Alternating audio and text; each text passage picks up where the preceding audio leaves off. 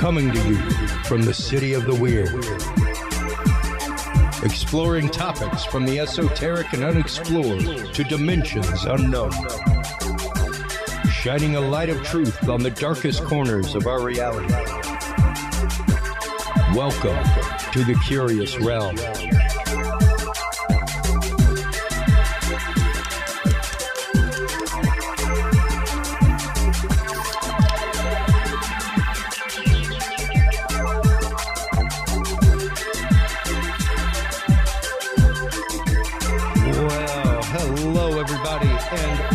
Welcome to this week's episode of The Curious Realm. I am Chris George, your host. Man, it is, it's crazy. The weather has been swinging like nuts here in Austin, like it's back down to almost freezing again. And it was just 70 degrees like yesterday. So, good old Texas spring, folks. Hope everybody's been well. Hope everybody had a safe and awesome Mardi Gras. Welcome to Lent. Get it straight, folks. Just playing. Hope everybody's staying off the red meat on Friday, whatever your thing is during Lent. Mine was always finding some way to challenge myself. And my challenge for myself this year was to get out there more with the show. Back in the days of Dudes and Beer, the first few years, we did a lot of live stuff. Where we went out to things like Mikomoto Auction and did like 5-hour-long marathons. With Talking Sound Podcast, I go out with the Tech Podcast Network and cover CES. I go out and cover like the Texas Association of Broadcasters. And it was like, why don't I start going out and covering paranormal conventions, things like that live? So this community has blessed me, so I have decided to bless back into the community, because that's how that slinky of the universe and power in the universe and manifestation works, folks. So I have gone out and become a sponsor of a few events. So happy to say that Curious Realm will be sponsoring and live streaming from the MUFON Symposium coming up in July in Denver. We will be broadcasting live and sponsoring from the Southeast Texas Bigfoot Conference in Mineola, Texas, as well as the Folk Monster Festival in Folk, Arkansas, the Texas Bigfoot Conference, and the Texas Bigfoot Film Festival. There's a couple more that we're looking at specifically here in Texas if they happen this year, but so happy to be able to give back to a community that has given so much to us. So to all those events, thank you so much for letting us come out, be a part of you, to introduce our audience to everything that you do out there. And hopefully we'll see you guys out there at the live events, stuff like that. We have some great guests tonight. Guests upcoming, actually. I happened to get Kathleen Martin, who is an investigator for MUFON. She wrote the book Terrestrial Contact, as well as the new book, Forbidden Knowledge, A Personal Journey from Alien Abduction to Spiritual Transformation. Of course, some of y'all may know the fact that she is the niece of the famed Betty and Barney Hill, one of the first abduction cases ever recorded. So we'll probably talk about that for just a minute, with that growing up, that kind of stuff, and how it brought her to this. But it pretty incredible stuff, pretty incredible book. I've thumbed through the first few chapters and really, really engaging stuff. I cannot wait to talk with her. Cannot wait to talk with her about her realm of MUFON investigation. Thank you so much to our good friend and guest, Sev Talk, who is actively the MC at this year's MUFON convention. She is kind of, I think, who helped build that bridge in the background. So thank you, Sev. Our second guest this evening, after the commercial break, Gretchen Cornwall. I got to say, this is probably one of the most geeked out conversations I've ever had on this show, where it was like, oh, wow. I think maybe Graham Phillips might beat it out a little bit, just because I've followed his work for years. But I am big into the Knights Templar. I love Knights Templar mythology, symbolism, the esoteric knowledge that they gained, all kinds of things. And I was lucky enough to become friends with and have Gretchen Cornwall, the author of Secret Dossier of a Knights Templar of the Sangreal. She will be the guest on the second part of the show. We will be talking about the Knights Templar, their founding, their supposed full-on execution and wiping off the face of the earth, the fact that some escaped. Did they make it to America? What is the proof of them making it to America? All that kind of good stuff. Before we get to that, we will, of course, be talking to our first guest in the hour, our live guest, Joshua Shapiro from Crystal Skull Explorers. We will be talking about crystal skulls, skull cults in the world, messages from crystal skulls. What kind of things are happening in the world right now that kind of loom whenever you're talking about this kind of stuff? So we'll be talking with Joshua Shapiro about crystal skulls, so much more, even cryptocurrencies. Whenever we get back. Right now, let's hit up our News of the Week segment, folks. Let's hop on by our Facebook group. Look at that. We are almost up to 1,000 members. Everybody go tell a friend to come join. If everybody tells a friend to join, we will be at double. How about that? So yeah, almost to 1,000 members there. The conversation is always great. Come on by, check it out.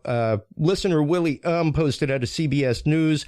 Guy Reflet, first January 6th, defendant to stand trial, found guilty on all charges. Willie also posted out of Business Insider, a Russian warship that attacked Snake Island, where Ukrainian soldiers cursed out invaders, has reportedly been sunk.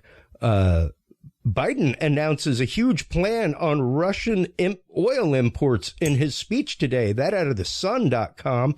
Out of Mysterious Universe, UFO over Ukraine reportedly attacks Russian tanks while other UFOs recorded over Russia. We've had a big conversation going on about that lately. Out of KVUE right here in Austin, Out of This World Flight experiences blasts from Austin, blasts off from Austin this spring. Yeah, you can actively pay $8,200 and go on a 5-hour zero-G ride, folks. 15 parabolas over 5 hours, experiencing weightlessness just like an astronaut. That is our News of the Week. Stop on by, check it out while you're online, checking out our Facebook group. Stop on by, check out CuriousRealm.com. You can go by CuriousRealm.com/store. That will get you to our store where you can not only buy all of our swag, but also all of the amazing books by our guests. People like the amazing Joshua Shapiro of Crystal Skull Explorers. Welcome back, Joshua. How are you doing this evening? Well, anytime I get to be on one of your shows, Chris, I'm in heaven. Oh, man, I love our conversations, Joshua. They are always lively, and they go so many places. And I really think it's because of these little guys. There is a communication, and, say what you want, folks. I am a logical guy. You know this, but crystals, things like that. Whoops, sorry, folks. Are the one hippy dippy thing I got in my life. And it's really because I'm an audio engineer. I'm a video engineer. It's all vibration. And the vibration of crystals, the vibration of quartz specifically, is something very unique. The fact that it can store data, hold data, transmit data, it's pretty incredible. And I got Amma, which is my crystal skull here. I got this from you, Joshua, about a year ago now. And the energy that it puts out in the studio is just so absolutely incredible. And the other day, I told you whenever I booked you, I walked in my kitchen and was thinking about Russia. We had just done a Russian episode, all that kind of stuff. And I was like, man, who am I going to have on next week? And Amma flashed in my head, like my crystal skull, like just an image of it flashed in my head. And I was like, ooh, I'm going to see if Joshua Shapiro's available. And then the conversation started between us. And it's just amazing how those things happen. Yeah, the crystal skulls are sneaky in a way because they initiate different activities which are actually good for us, but when it happens, we're like kind of amazed. What's this all about? And why are we feeling that we have to go in this direction or contact this person or do some new study?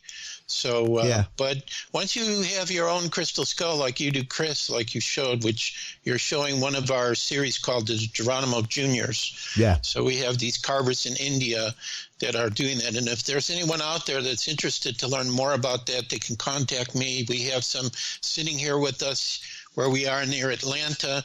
And also, we just sold the largest one, over 3 pounds, to a person in the UK. Yeah, so that's what I love. I like to see where the Geronimo Juniors go. They've been going all over the world. And I think that what happens is they link together, and they're sending out a really positive energy for our planet. And God knows right now, with all the craziness that's happening in the world, we need all the good energy that we can get. Any little bit helps, yes. Joshua. Absolutely.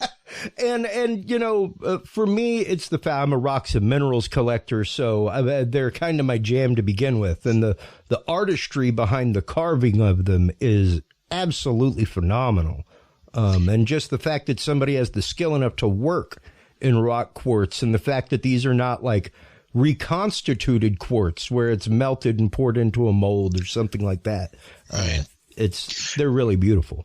They have to use diamond tip tools to make these skulls because quartz crystal is a very hard substance. Well, let's start getting into the crystal skulls themselves. How is it that you came into literally the world and was portaled into this? Because you are the author of The Journey of the Crystal Skull Explorers, Travelogue 1 and 2.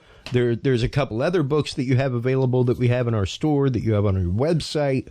All kinds of stuff, even the 6 ebooks, which we'll get into at the end of the show, where you can get those, folks, everything else. But these skulls have truly changed your life and brought you to a different level of understanding and enlightenment with things. Let's get into that real quick, Joshua.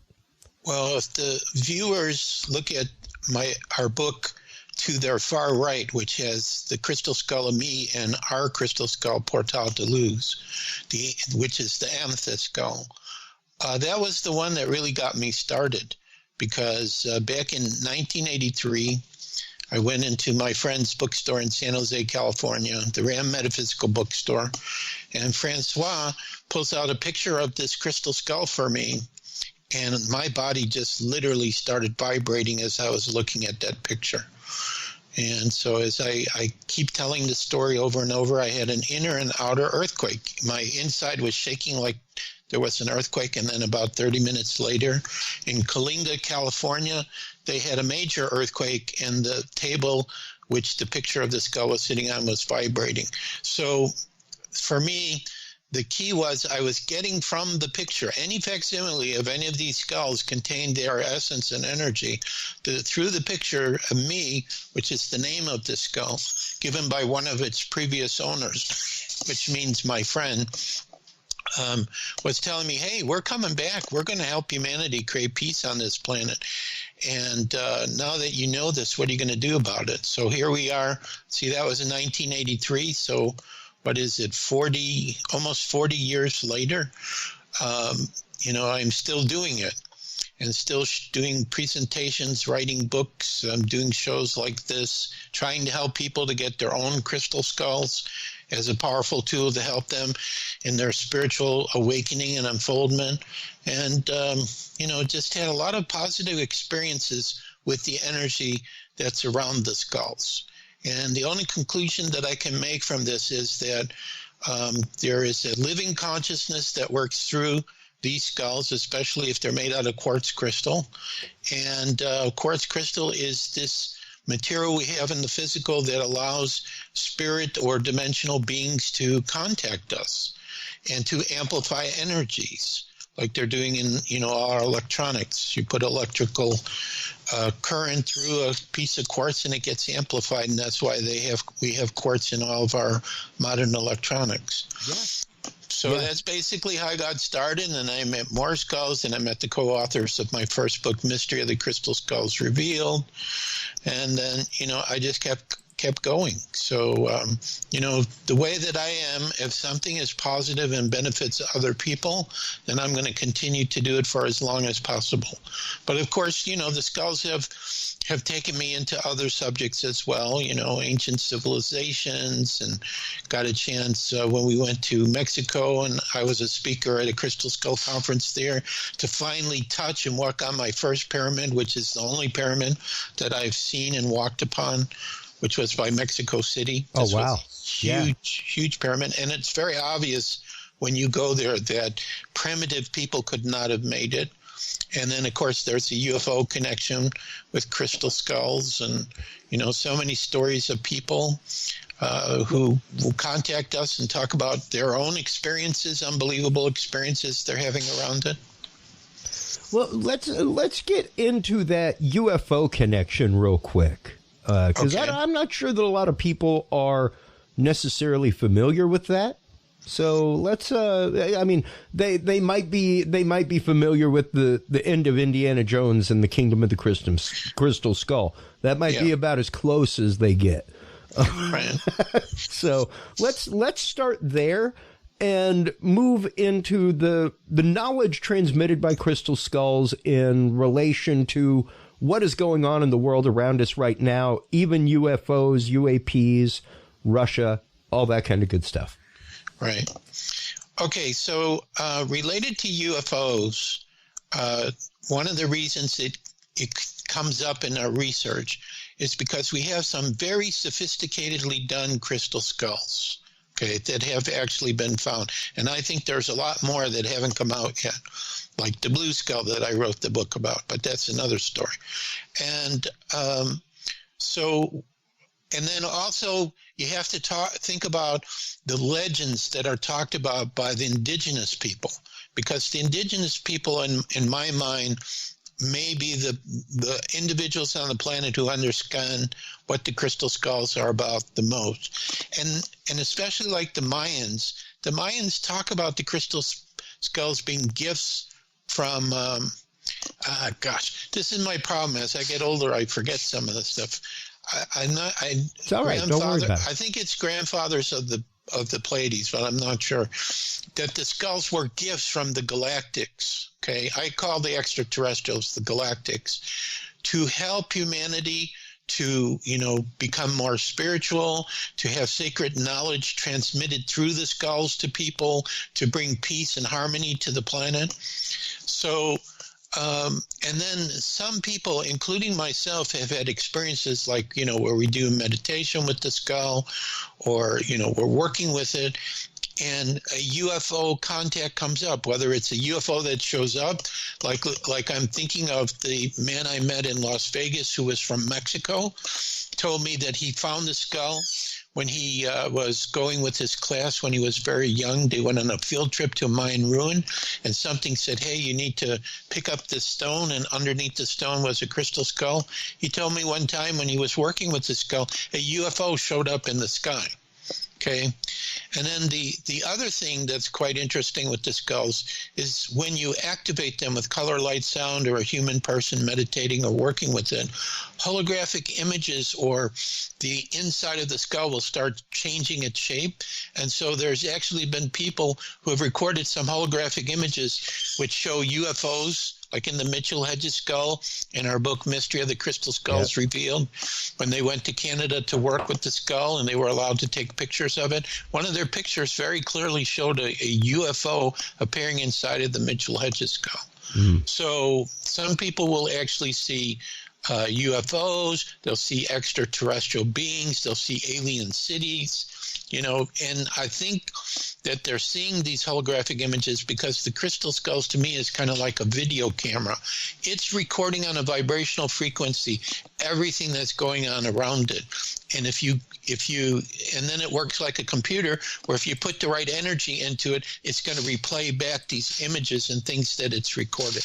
Yeah. So it makes sense to me that the galactics would say, hey, let's give a special design crystal in the shape of a human bone skull because this represents how we receive cosmic knowledge. Let's gift this to humanity. And we know that because it's made out of quartz crystal, it will last for a very, very long time. And then it will pass from civilization to civilization, sharing the special energies and the sacred knowledge that's placed within it. So this is why with the indigenous people, a lot of times their shaman or, their religious leader will be doing ceremony, sacred ceremony with these crystal skulls to get this knowledge or to get the special energies that they have. Well, and, crystals specifically have held sacred place with religions the world over, with cultures the world over.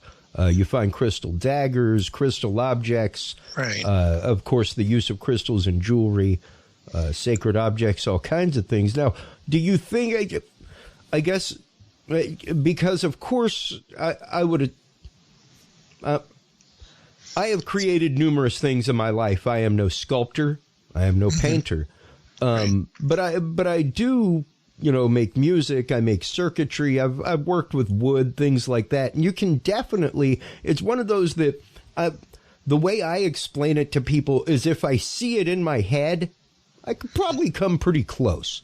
And it's definitely the fact of whenever a sculptor looks at like a piece of marble or even a piece of crystal, you have to be able to see the grain in the crystal to know where to cut, things like that. So the skill of that gemology, so to speak, is pretty incredible to begin with. But do you think that the carvers themselves have a connection to the crystal and that they are harvesting specific crystals because of their energies, or that the crystal itself absorbs the energy, like you said, kind of like a fingerprint of the object that is being copied because it's in the presence of it?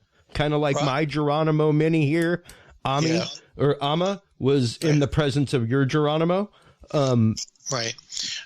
Or related to the carvers, what they've told me is that the crystal communicates to them what shape it's going to become. It's like they have a vision of it.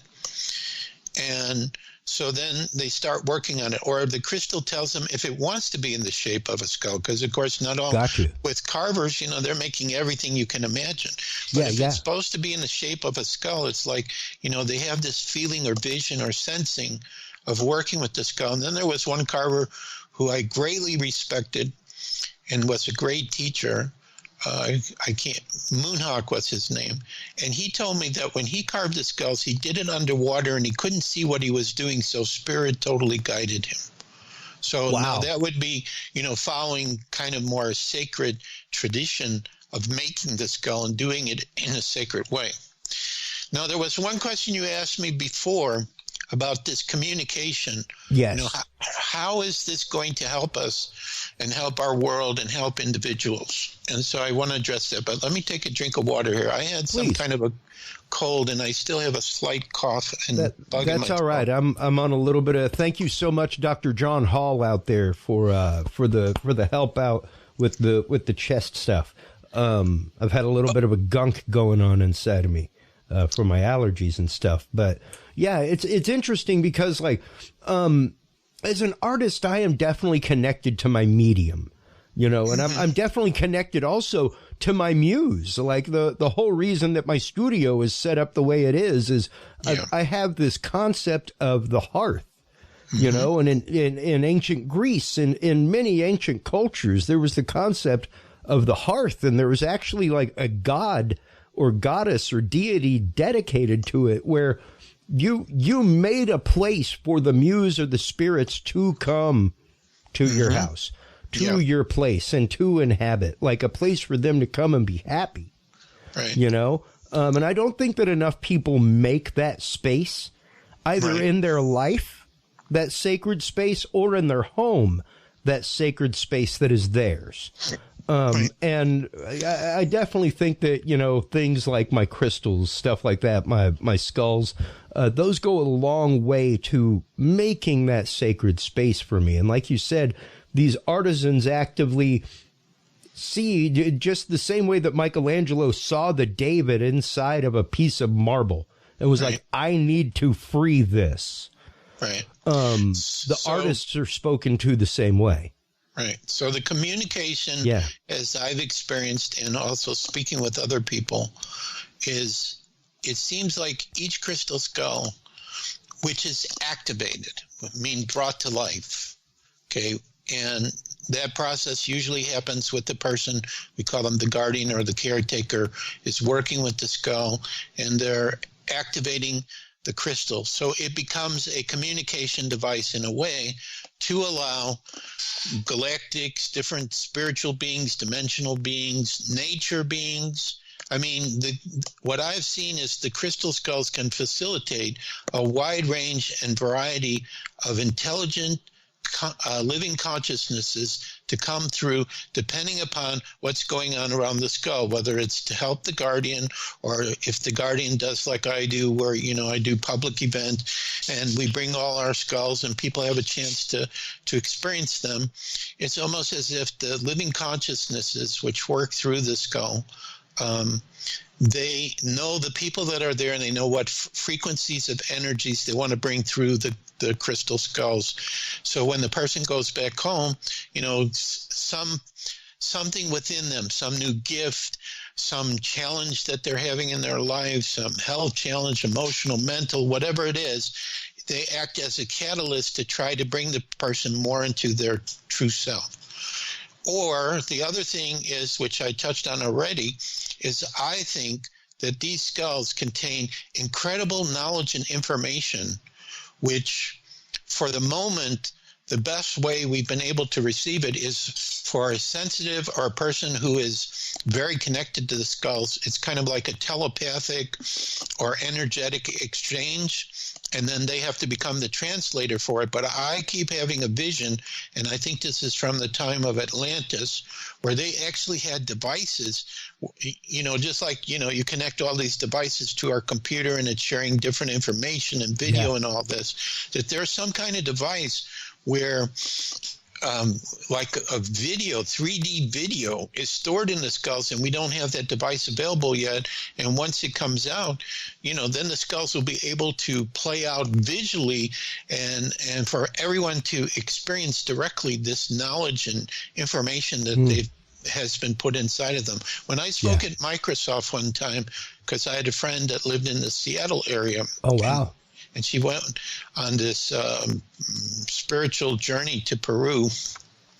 That's how I met her. I told the people at Microsoft, you're working with the modern computers, but I think the crystal skulls were the ancient computers doing a very similar thing. So this is part of the reason why I think the skulls are so important, is because we're in a time now where we have great challenges and humanity is ready to start working with and receive this higher wisdom and knowledge. And so this is how I see the crystal skulls playing a key role now and going into the future. It kind of be like where you go into a library and you have these different skulls, and you can take one out, you can meditate with it, and you can bring your personal crystals, you put it into the eye, and the skull transfers to your personal crystals. And this actually happens now with what I would call the very old or ancient skulls. It transfers this energy and knowledge into your personal crystals so you can go home and work with it. So I think a lot of good things are going to come out of this. And then, of course, because they are a communication type of device, if our brothers and sisters, our galactics or in spirit dimension, they want to communicate something and we're not open to receive it because our vibration isn't high enough, they can use the crystal skull as a medium in order to be able to share that energy or information. And then, of course, each skull has its own personality too. Like, I was talking about Portal de Luz, which is on the cover of the book to the right that you're showing the image right now. Yep. He has a personality, talks to me. Sometimes he gives me advice. I remember one time we're in the UK and I heard Portal say to me, "Dad, let's go see the crop circles." And so I did, and we had some amazing experiences with that. So I've learned to trust when I hear him making suggestions. He never makes a bad suggestion. Okay. And then, of course, other people tell me. The fun-loving skull. Really, he is. He's a comedian. A lot of people will tell me, this is with a number of our skulls, not just him. But sometimes, they'll meet our skulls and then they'll say, the skull's talking to me. I went home and it's communicating with me. Yeah. So this has to be a living consciousness. So these are the different levels very quickly to talk about communication. But, Amid told me back in 1983, he said, we're returning to help humanity create world peace. And that's what I believe their ultimate goal is that they're going to help us with that. And it's amazing from 1983 to here we are in 2022, almost 40 years later, there are so many crystal skull guardians all over the world. In every country, I'm sure, in the world, there's someone who has their own crystal skulls that is either using them to help themselves open up more spiritually or using it for healing work or, to send special energies all over the planet. So, and we should not discount the new skulls that are being made by the modern carvers. Although they may not have the intensity level of the older ones. They call them their older brothers and sisters. Yeah. Some of them are really powerful. And Portal de Luz faked out a Mayan elder. He thought it was one of theirs. And I showed him that, no, he's made by a modern carver, but I've been taking him to sacred sites, and I participated in a crystal skull conference where your own priest were doing a Mayan ritual with the skulls. And so he started picking up those special energies from your rituals. Well, and that's just it. Crystals absolutely absorb the energy that is around them. They are programmed to the energy around them. They should be cleaned fairly regularly. Things like that, because they literally just absorb the energy around them. Exactly. I can't say there are a few crystals. I have quite a few minerals in my collection, fossils, things like that I have just outright purchased, sight unseen, because I trust the seller. But most of my crystals, I do not purchase without touching. Yeah. I can't. Right. We each have our own way to decide which crystal resonates or if one is speaking to us. Well, Spirit is asking me to see if we can sneak in what I wrote down on my piece of paper here. Oh, do it. Sneak it in. Sure. Okay, it's not to do with crystal skulls. That's all right. It has to do with Tartaria and Russia. Okay. Now you know what Tartaria is, right? Or do I need to define that? Well, let's get into that, because I'm not sure that our listeners are familiar with that. So, just so you know, folks, Spirit is one of the spirits from a skull that has given this information to it. Feel free to share with our audience what Spirit has to say about Tartaria, Russia, and what is going on presently, Joshua. Okay, so Tartaria is one of the free ebooks that I created last year. Now, I cannot prove what I'm going to say, but I would highly recommend, if this resonates with any of your listeners, just go on the internet and look up Tartaria, and you're going to find the most amazing information that you've ever heard before. Tartaria represents an advanced civilization that existed in the area of Russia, or the USSR, which includes the other countries that became independent from it, only about 200 to 220 years ago. They had free energy. They understood the true nature of the earth.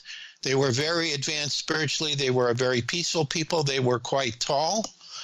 And I would say that who we call the globalists, the cabal, whatever name you want to give to them, the elite, that the people living back there that 200 years ago, they used an advanced technology to completely wipe out that civilization so they could create the world as we know it now, which has wars and a lot of conflict and we're seeing all kinds of crazy stuff. So just think of Tartaria as a very advanced civilization. The proof that Tartaria existed are the advanced buildings that still remain all over the world, which was a part of their free energy system.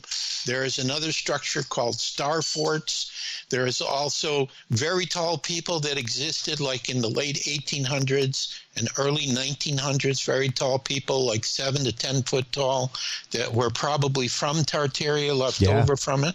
Okay, so now the reason I want to talk about this is because as the world is going crazy right now, especially out in Eastern Europe and Russia, in the Ukraine, there are two other, they're countries now, but they were part of the USSR, Kazakhstan and Turkmenistan. Okay, so they're like south of Russia.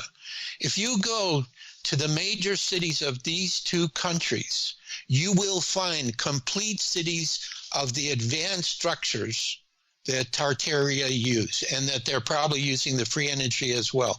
And the major media absolutely will not show you any pictures. I saw pictures of Turkmenistan and one of the cities there on Telegram, and the major media will not show it to you. So my theory is that when Tartaria was obliterated, literally, they did something with water. They flooded huge cities. They wiped out populations. And then the orphans that we hear about in the 1800s were the repopulation of all the major cities that exist basically on the planet, in Europe, in Australia, in China, in the United States, in Canada, and South America. So these two countries still have the complete city. So what I think happened is once Tartaria was wiped out, the cabal went in and they took over these countries and they reused their buildings for their own purpose.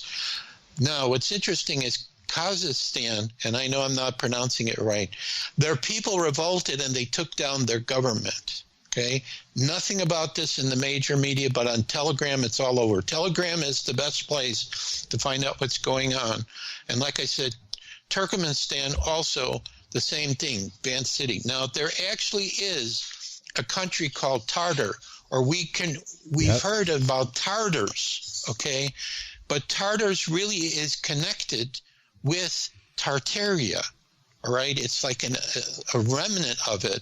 And there's like 5 million people that live in this country called Tartar. They're more Turkish, but Turkish and Arabic seems to be also connected to the Tartarians as well.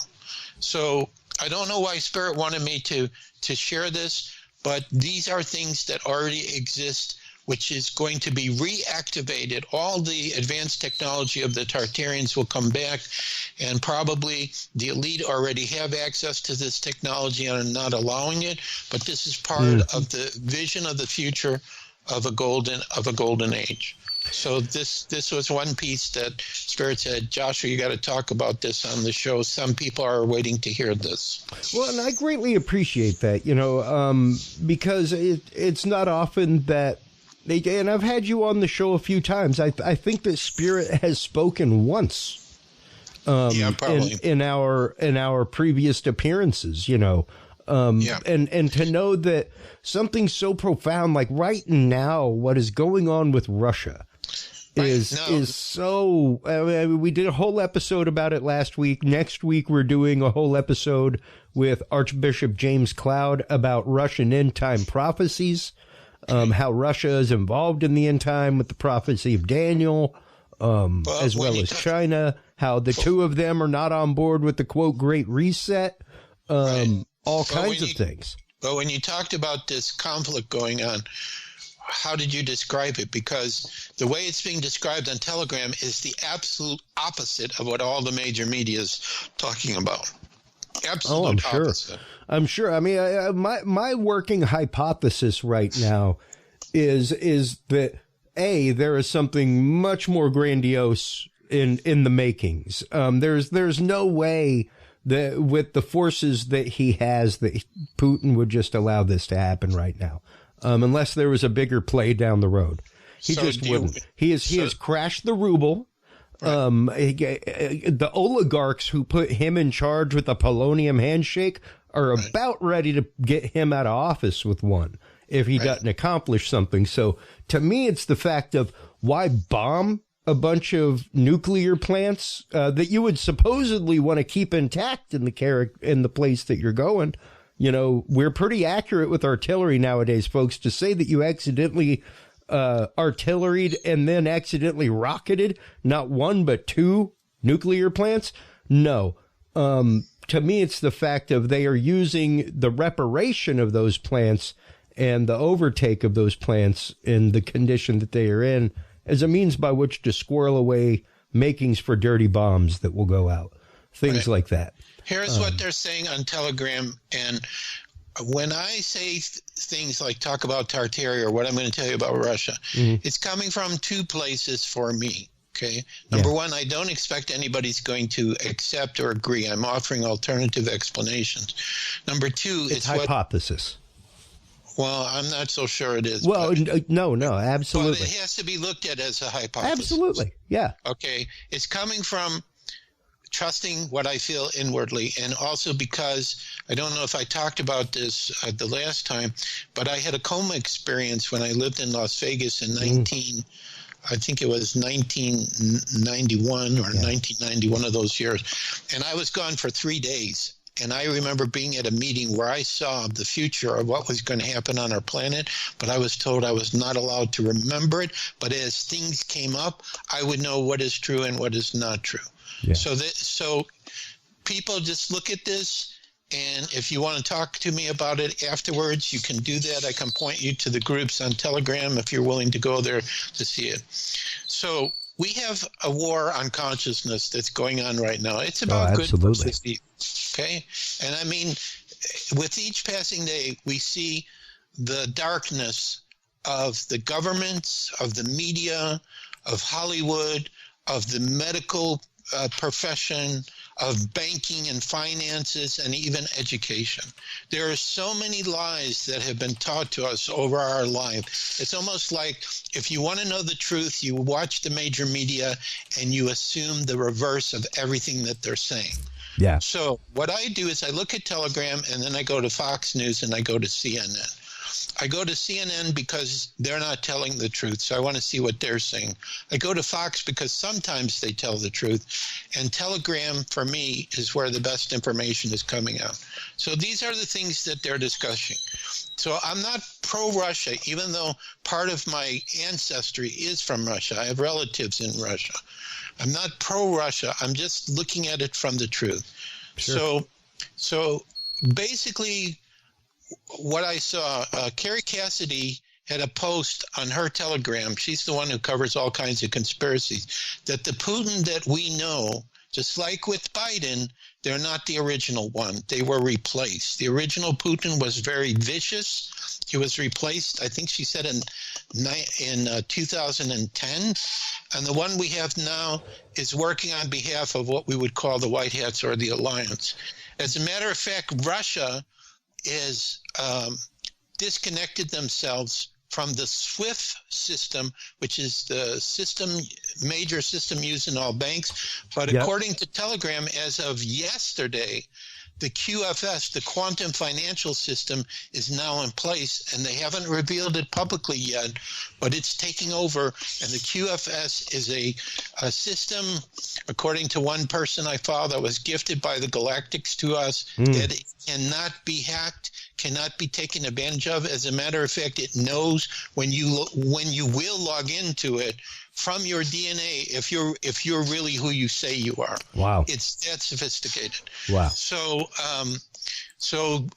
Putin, understanding that all these changes were coming, he disconnected himself from the financial system on the planet. So all these things they're doing against Russia, they're already prepared for it. They're already backing the ruble now with gold. And this is also what's coming up with QFS. All the currencies on the planet will be backed by precious metals so that they will have a value. So why? Interesting. So it doesn't make any sense why all of a sudden he's going after the Ukraine. Now, one clue we know about the Ukraine is through the Biden family, the corruption that they've been involved with Burisma, and also it probably goes into the president. So the key thing I would like to suggest for people is Russia is acting on behalf of the White Hats to get rid of, in the Ukraine, a massive amount of systems and activities going on that's been used by the globalists, by the elite, by the cabal. And there was one news reporter on Telegram that said, you know, in the media, they keep showing us the Russians are bombing and killing civilians. It isn't the Russians doing it. It's the military from the Ukraine. And then they're blaming it on the Russians. So I believe, to just try to summarize it really quickly, and of course, you know, there's a lot more going on to this than meets the eye, that Russia is a visible example of this war, of the White Hats and Alliance versus the cabal. They are taking out the dark energy in the cabal in the Ukraine. You know, it's not just that they have a buffer, or the Ukraine could join NATO or the EU or whatever. It's that they're helping, because the other part of it is like, I can't remember his name, the underground bases, the DUMBs that are being bombed, where, you know, millions of children are disappearing. That's where they're going, to the underground bases. And we can't talk about the horrific things that have been done. This is coming from the Masons. This is all, you know, satanic stuff. Came to us from Dulce base whistleblower, you know, all that kind of stuff. Right. So what's happening is this war is a visible example that the really good versus evil is fighting, and the media is promoting it like you know, Putin is Hitler and doing it. So the key is, if you look at which countries are supporting the Ukraine, those are all the countries that the cabal is in charge of. And there was a comment also on Telegram from one of them who said, if we lose the Ukraine, we lose everything. So this must be a key place for them, where their technology and their resources and their finances are, but it's not being used for the good of humanity. So this is what Telegram is talking about. So it's just and honestly, as a 47-year-old, Joshua, if it isn't all reminiscent of like Wolverines and Red Dawn and Rambo and every single 80s movie that I grew up with, the fact that like Russia is the enemy of everything, then I don't know what we're living in. You know, I don't know if I want to go to war if that's not the case at this point. You know, so if it's not a reliving of a great 80s movie, if it's not a reboot, I don't know if I want to go out and see it. You know what I mean? Right. So what I'm saying, bottom line, what I'm saying is Russia is an example of a country that's is disconnecting from the corrupt systems that we've grown up with. I can definitely see what you're talking about there, because I mean, one of the conversations that I was having the other day was the idea of cryptocurrency, and the idea of not only cryptocurrency but a blockchain, and the fact that that is an inevitable future within the next year and a half, folks. I can just about guarantee. Because the U.S. dollar is worthless. We're literally, to the admission of the Treasury, just printing money. Just printing money. It is valued at nothing. It is based on nothing. It is this nebulous calculation for the fact of, if you print money, it will be worth money. Of this weird economics that they're working with now. And the only way out of voter fraud, the only way out of the situation that we're in right now with COVID and travel and events, and are you vaccinated, are you not vaccinated? Right now, quite literally, the example that I give, and pardon the analogy here, Joshua, as an older gentleman, but it's like my COVID vaccine card is literally like the condom I used to carry in 7th grade. In my wallet, you know, like, is it any good past the first week? Like, is it any good at all? We see people all the time with fake cards, selling fake cards, things like that. It's literally just a piece of like number 20 paper. Yep. You know, there's no raised seal. You can't laminate it. It's not an actual card. So the only way is either to tie it to the real ID system or to do something blockchain wise where that's in there. Your real ID is in there. Your voter ID is in there. Imagine the fact of being able to vote via your mobile device through a secure crypto chain, the same way that you buy and sell cryptocurrency on your mobile device. Right. And you wouldn't even have to take the day off work. Like, you could do it while you're in the on your bathroom break at work. You could vote for president. You know, like, that will change everything. And like you said, it's interesting because that was one of the conversations that I was having off air with a friend of mine who is on Telegram, things like that, and is a financial guy. He was like, you know, it's interesting that you're talking about the crashing of the ruble because get ready for Russia to probably come back with a backed crypto. Yeah, a lot of countries are looking at it. I've been involved with crypto, I think, since 2017. Yeah. But again, on Telegram, these are, if I may, these are the recommendations that they're making related to crypto. Yes. And you know, of course, before you say that, just so you know, folks, we are not financial advisors. I am not a financial advisor. This is what is going on in the community in which Joshua belongs to. These are things that, although I am not involved with these, I have been anxious to hear about them. I myself am involved with crypto. I mine Ethereum, stuff like that. Take things as you will with crypto, folks. It is a volatile market. It moves, it shakes, it comes, it goes. Coins come, coins go. So with that said, what are the messages that you have about crypto and Russia and what's going on right now and in the future, Joshua? Okay, so related to crypto, the major problem that most people have with it is, does it really have a value? Okay, like you, in the past, I've taken my Bitcoins and I've cashed them in. Yes. And of course, I cashed them in after they went up in value. But what's being said on Telegram is that all the major cryptocurrencies that we've known for several years, most of them, they're going to go away because they're being misused, like especially Bitcoin is being misused. And now there's a lot of countries who are telling people that they can't use the mining equipment to create them. I'm sorry I don't have time to go in and explain all this if you don't know about cryptocurrency. It's totally digital. To me, the cryptocurrency works the same as PayPal. Yeah. Like, you know, when we sell our skulls, we get paid in PayPal. I never see the money. Yep. It just goes in the bank and then I send it out. So it's like always digital. Now, so that's how crypto is. It's digital. Let me give my really good, because I didn't get involved with crypto. I am a geek of geeks. You can see all my gear behind me, folks. I build computers from the ground up, but I did not get involved with crypto until my good friend Richard Adams of Breach TV, who's been a guest on the show numerous times, came over for Super Bowl Sunday last year, and he was like, man, you got all these computers for rental, and you got like backup cards. Like, you got backup 8 gig video cards sitting there. Like, let's build you a system. And I was like, man, I don't even know what crypto is. I don't want to get involved with it. And here is the explanation, folks. Here is like for those of you who are like, this is a nebulous concept to me. What is not a nebulous concept is the old idea of a warehouse dock. All right. So you have this freight that needs to be moved. Okay. And the freight is an encrypted piece of data. That encrypted piece of data may be parts of a bank over here with transactions. It may be some files from a university over here, what have you. But it's put into this large image right here of this remote. And this image of the remote is broken up into bits and pieces of that data, and it's encrypted in there.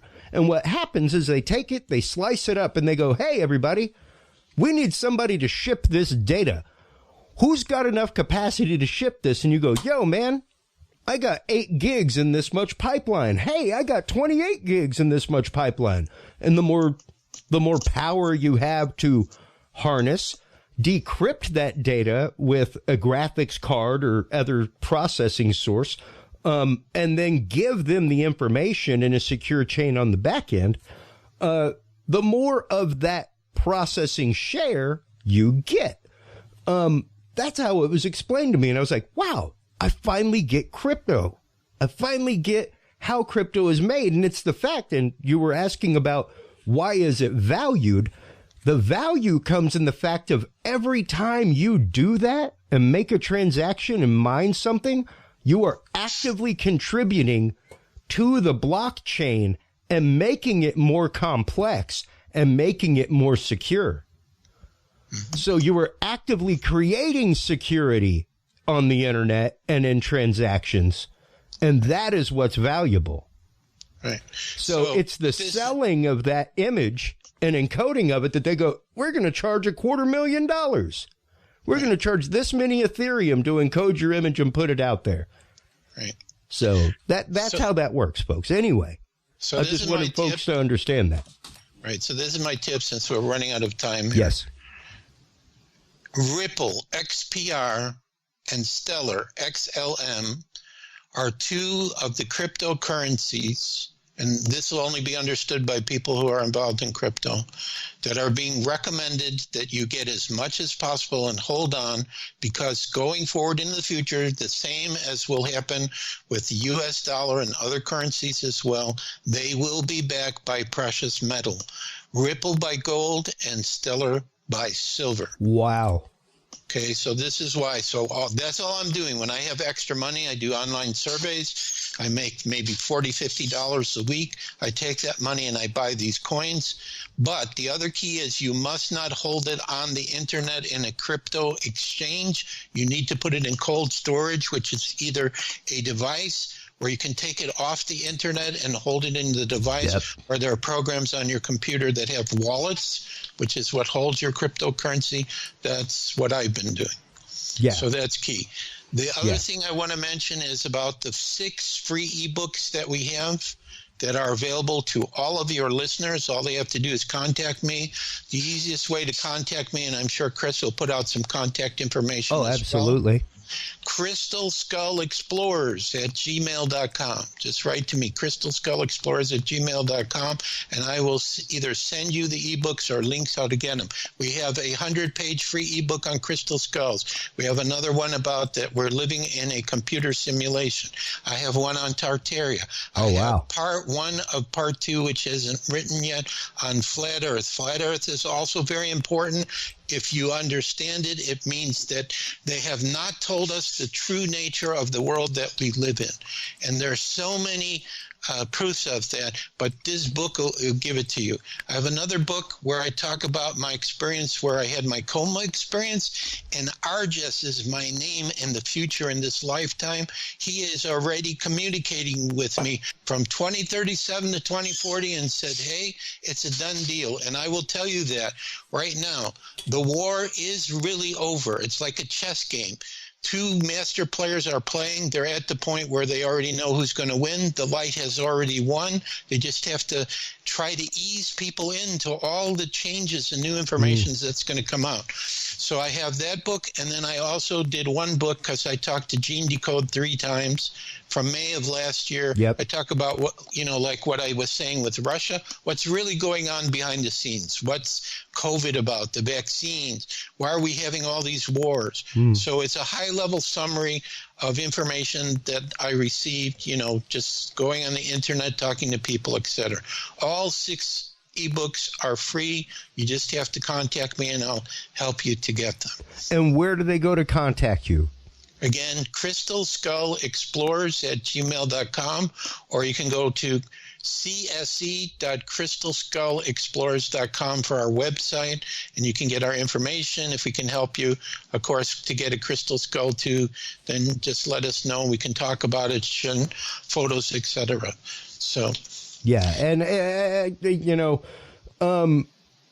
I will attest to anybody that if you find the crystal that is for you, it can change your space. Definitely. Skull or no skull. Yeah, it doesn't have to be in the shape of a skull. And man, like I told you, the one that y'all had the other day that was like 5 pounds, I saw it and it spoke to me. It definitely spoke to me, and I'm very glad that it went to a great home, all that kind of stuff. Go follow them. Tell the audience where they can go to follow you on Facebook, because that's where you post all the images of the new carvings that are coming, and that's really the way to tell folks. It will resonate with you. It'll feel like a bell ringing in your ear. It'll feel like somebody pulling a little string on the back of your belly button. When you know it's the right one. So tell them where they can go on Facebook to find you as well before we let you go and go to commercial break and head on to our conversation with Gretchen Cornwall about the Knights Templar. That's a good question. I'm trying to bring it up here because I don't have... Oh, there it is. So it's facebook.com/JoshuaShapiro.csc. So facebook.com/JoshuaShapiro.csc. So we put up the skulls that are available and also all these interviews I do. Once I get a link, I put it up. So when you have the archive of this, I'll put it up also so people can listen to it as well. Well, it will be coming to you in just a few hours, my friends. So keep your eyes open. Thank you as always, Joshua. Always great talking with you. Like I said the other day, Amma spoke to me. Literally, I was in the kitchen pulling out bacon to cook for breakfast, wondering what to do for Tuesday's episode. I was like, I got one guest in pocket, and I've got to get my live guest. We did Russia this last week. Mm-hmm. Man, like, who do I need to talk to and contact? And like, the skull just flashed in my head, and I was like, I'm going to contact Joshua Shapiro. Right. And quite obviously, Spirit had some things to say, a few things to say tonight. Thank you so much to Spirit as well, our secondary guest they in gave this me first hour. Another message to What's that? Okay. So here's what I recommend to everyone. Don't pay attention to what's going on the outside, to the media or, the things they're telling you about in the world. Visualize in your mind every day, what would the world look like if we had total peace and harmony? And visualize that every day. Through the power of the mind, we can co-create this, and this is the future that we're moving to. And then one day you wake up in the morning and all of a sudden you will find yourself in that world. It's definitely coming.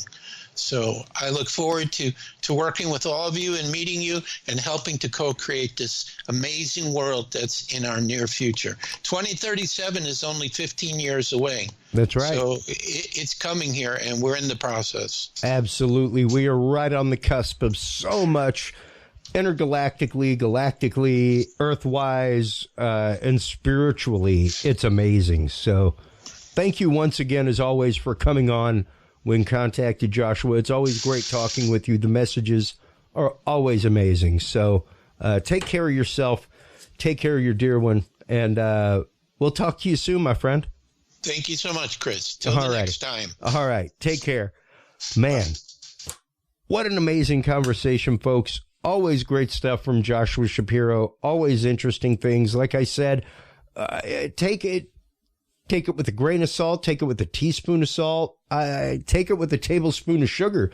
I don't care how you take it, but I am here to tell you, I am surrounded by crystals in my home, in my living room. Even the other day, all of a week ago, whenever the people came here to shoot stuff for video, they were torn between here or the crystals that I have. They are an amazing way to change the energy that you carry with you, to change the energy that you even have in your mind. Kind of that worry stone concept of having that thing in your pocket to ground you. Whenever you touch it, whenever you grab hold of it, can make such a difference. Having that thing, like Amma right here, sits directly in front of me, like right here off camera. She is in every single episode. She's right here with me as I create, design the websites, do everything. So it is all about vibration. That's what crystals are about. That's what our world is about. That is what our universe is about. That's what we're about. So, so much more to go check out. Stop on by Crystal Skull Explorers, cs.crystalskull explorers.com is the website. Joshua Shapiro, thank you as always, my friend. We are going to go ahead and hop out to commercial and to our pre-recorded segment. Gretchen Cornwall, author of The Secret Dossier of a Knight Templar of the Sangreal. We will be talking about Templars, Templar founding, the eradication, supposedly, of the Templars, their actual survival, how it is that it would actually be pretty impossible that they didn't survive, their definite visits to North America, their possible visits and deposits at Oak Island, Gretchen's experience with being on Oak Island, or on Curse of Oak Island, rather, as well as the post-show for Curse of Oak Island. So we will be getting with Gretchen Cornwall here in just a minute to discuss that and so much more right after these messages, folks. We'll see you in just a minute.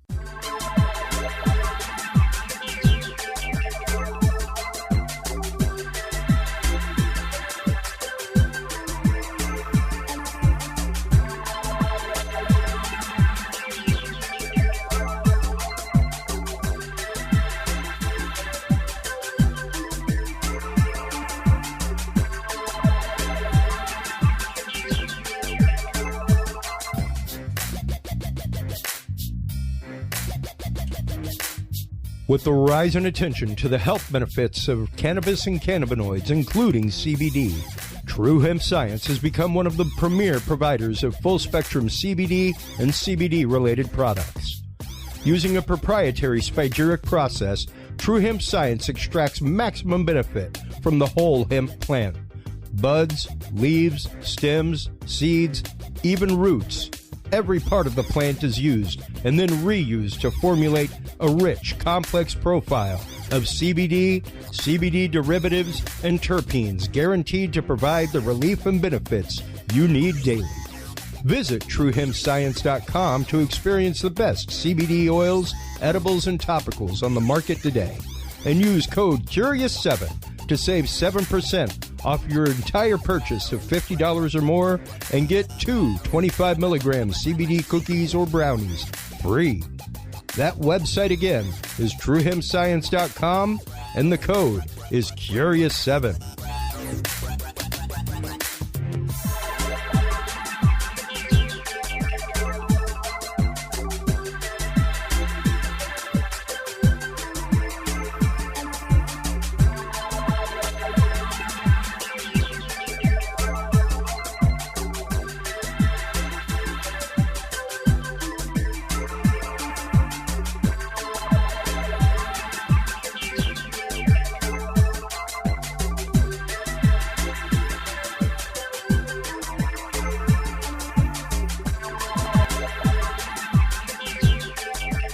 The Curious Realm Podcast is your source for the latest and greatest news and events in the world of the paranormal, esoteric, and forbidden knowledge.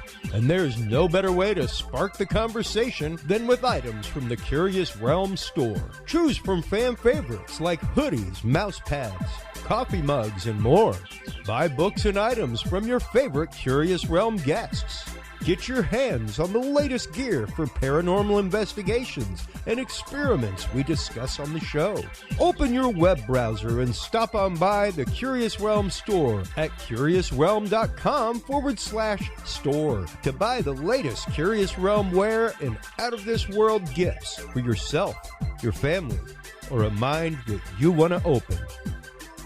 That website again is curiousrealm.com/store.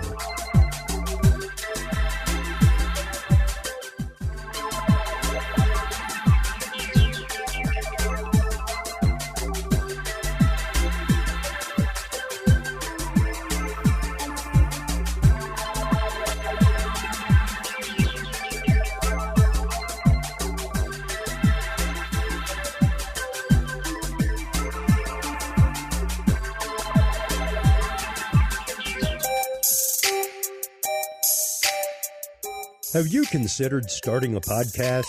Looking for a way to make your business a voice of authority in an industry? Then Podcast Cadet is the solution for you.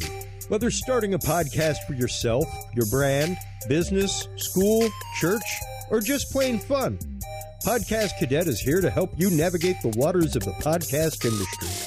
Specializing in one-on-one consultation and training with industry professionals in fields ranging from podcast technology and editing to distribution, monetization, and even social media strategies.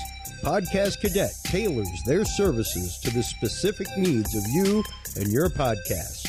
Do you already have a podcast and trying to find ways to engage and grow your audience? Sign up for your Podcast Cadet audit today and let us help you explore new and exciting ways to leverage your content and elevate your podcast brand to whole new levels.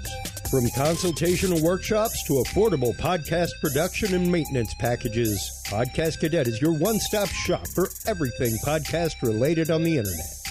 Visit podcastcadet.com today to sign up for your consultation or training and use code CURIOUS20 to save 20% off your entire purchase. That website again is podcastcadet.com.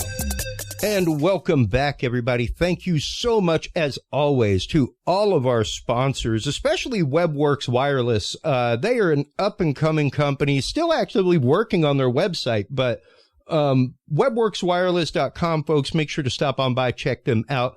They are our official website stream sponsor. We are getting ready to start going out. Just got a sponsorship package to MUFON. So we will be going out to events like the upcoming MUFON Symposium in Denver, bringing you live conversation from the expo floor, things like that. We will be going to the Mineola Bigfoot Festival. We've also been talking with Craig Woolheater about going out to the Texas Bigfoot Festival, all kinds of great stuff. So very excited about that.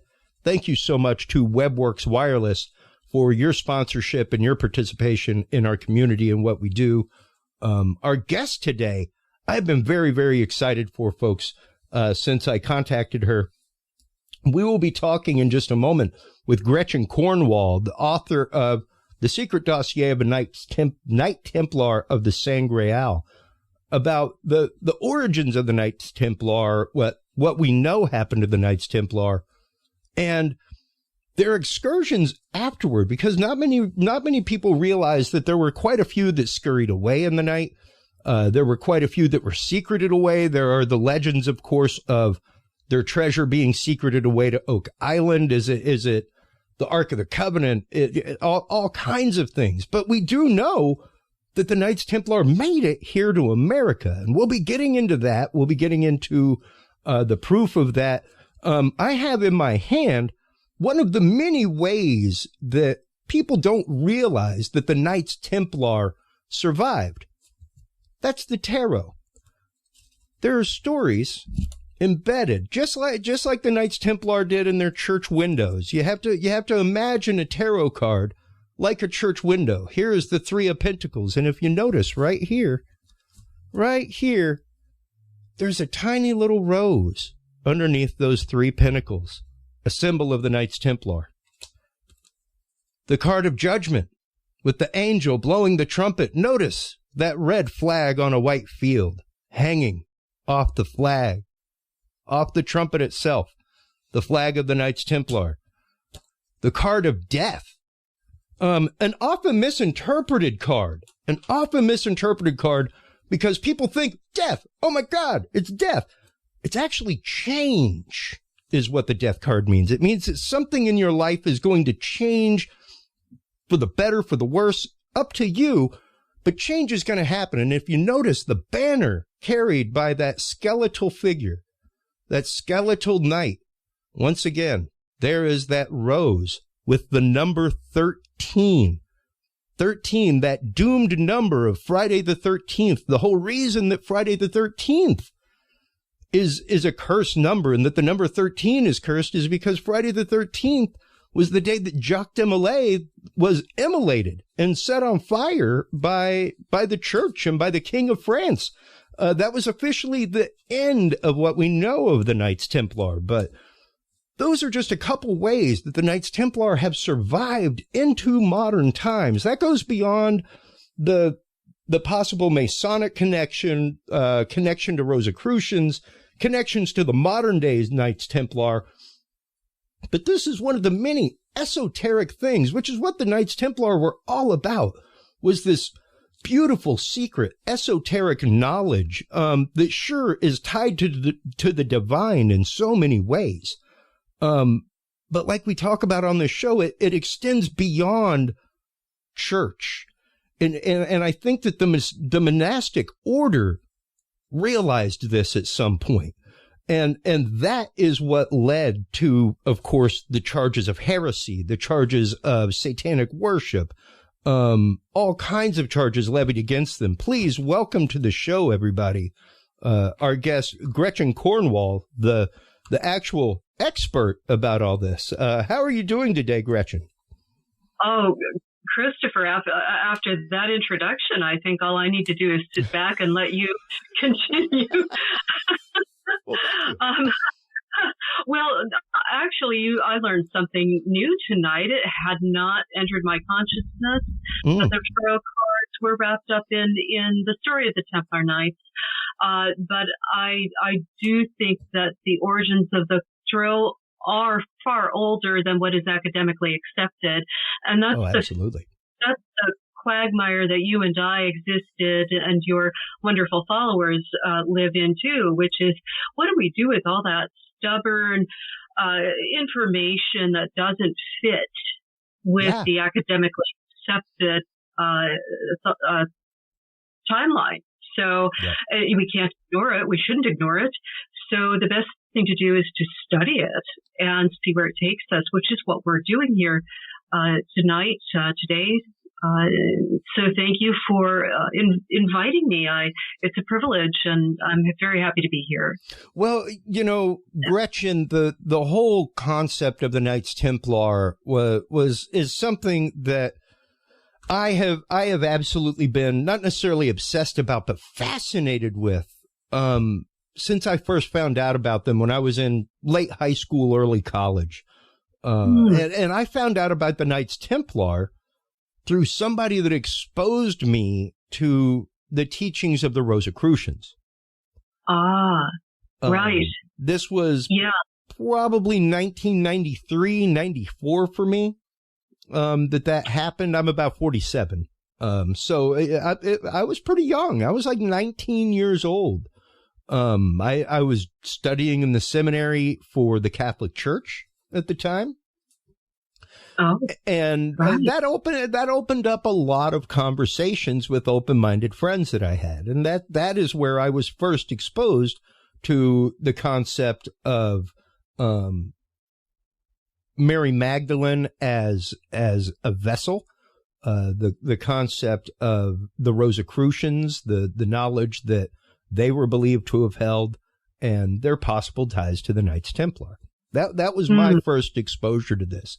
And since then, it has been just a rabbit hole of wanting to gain knowledge and gaining little things like finding out about tarot cards. And, like I said, it's not that I read tarot.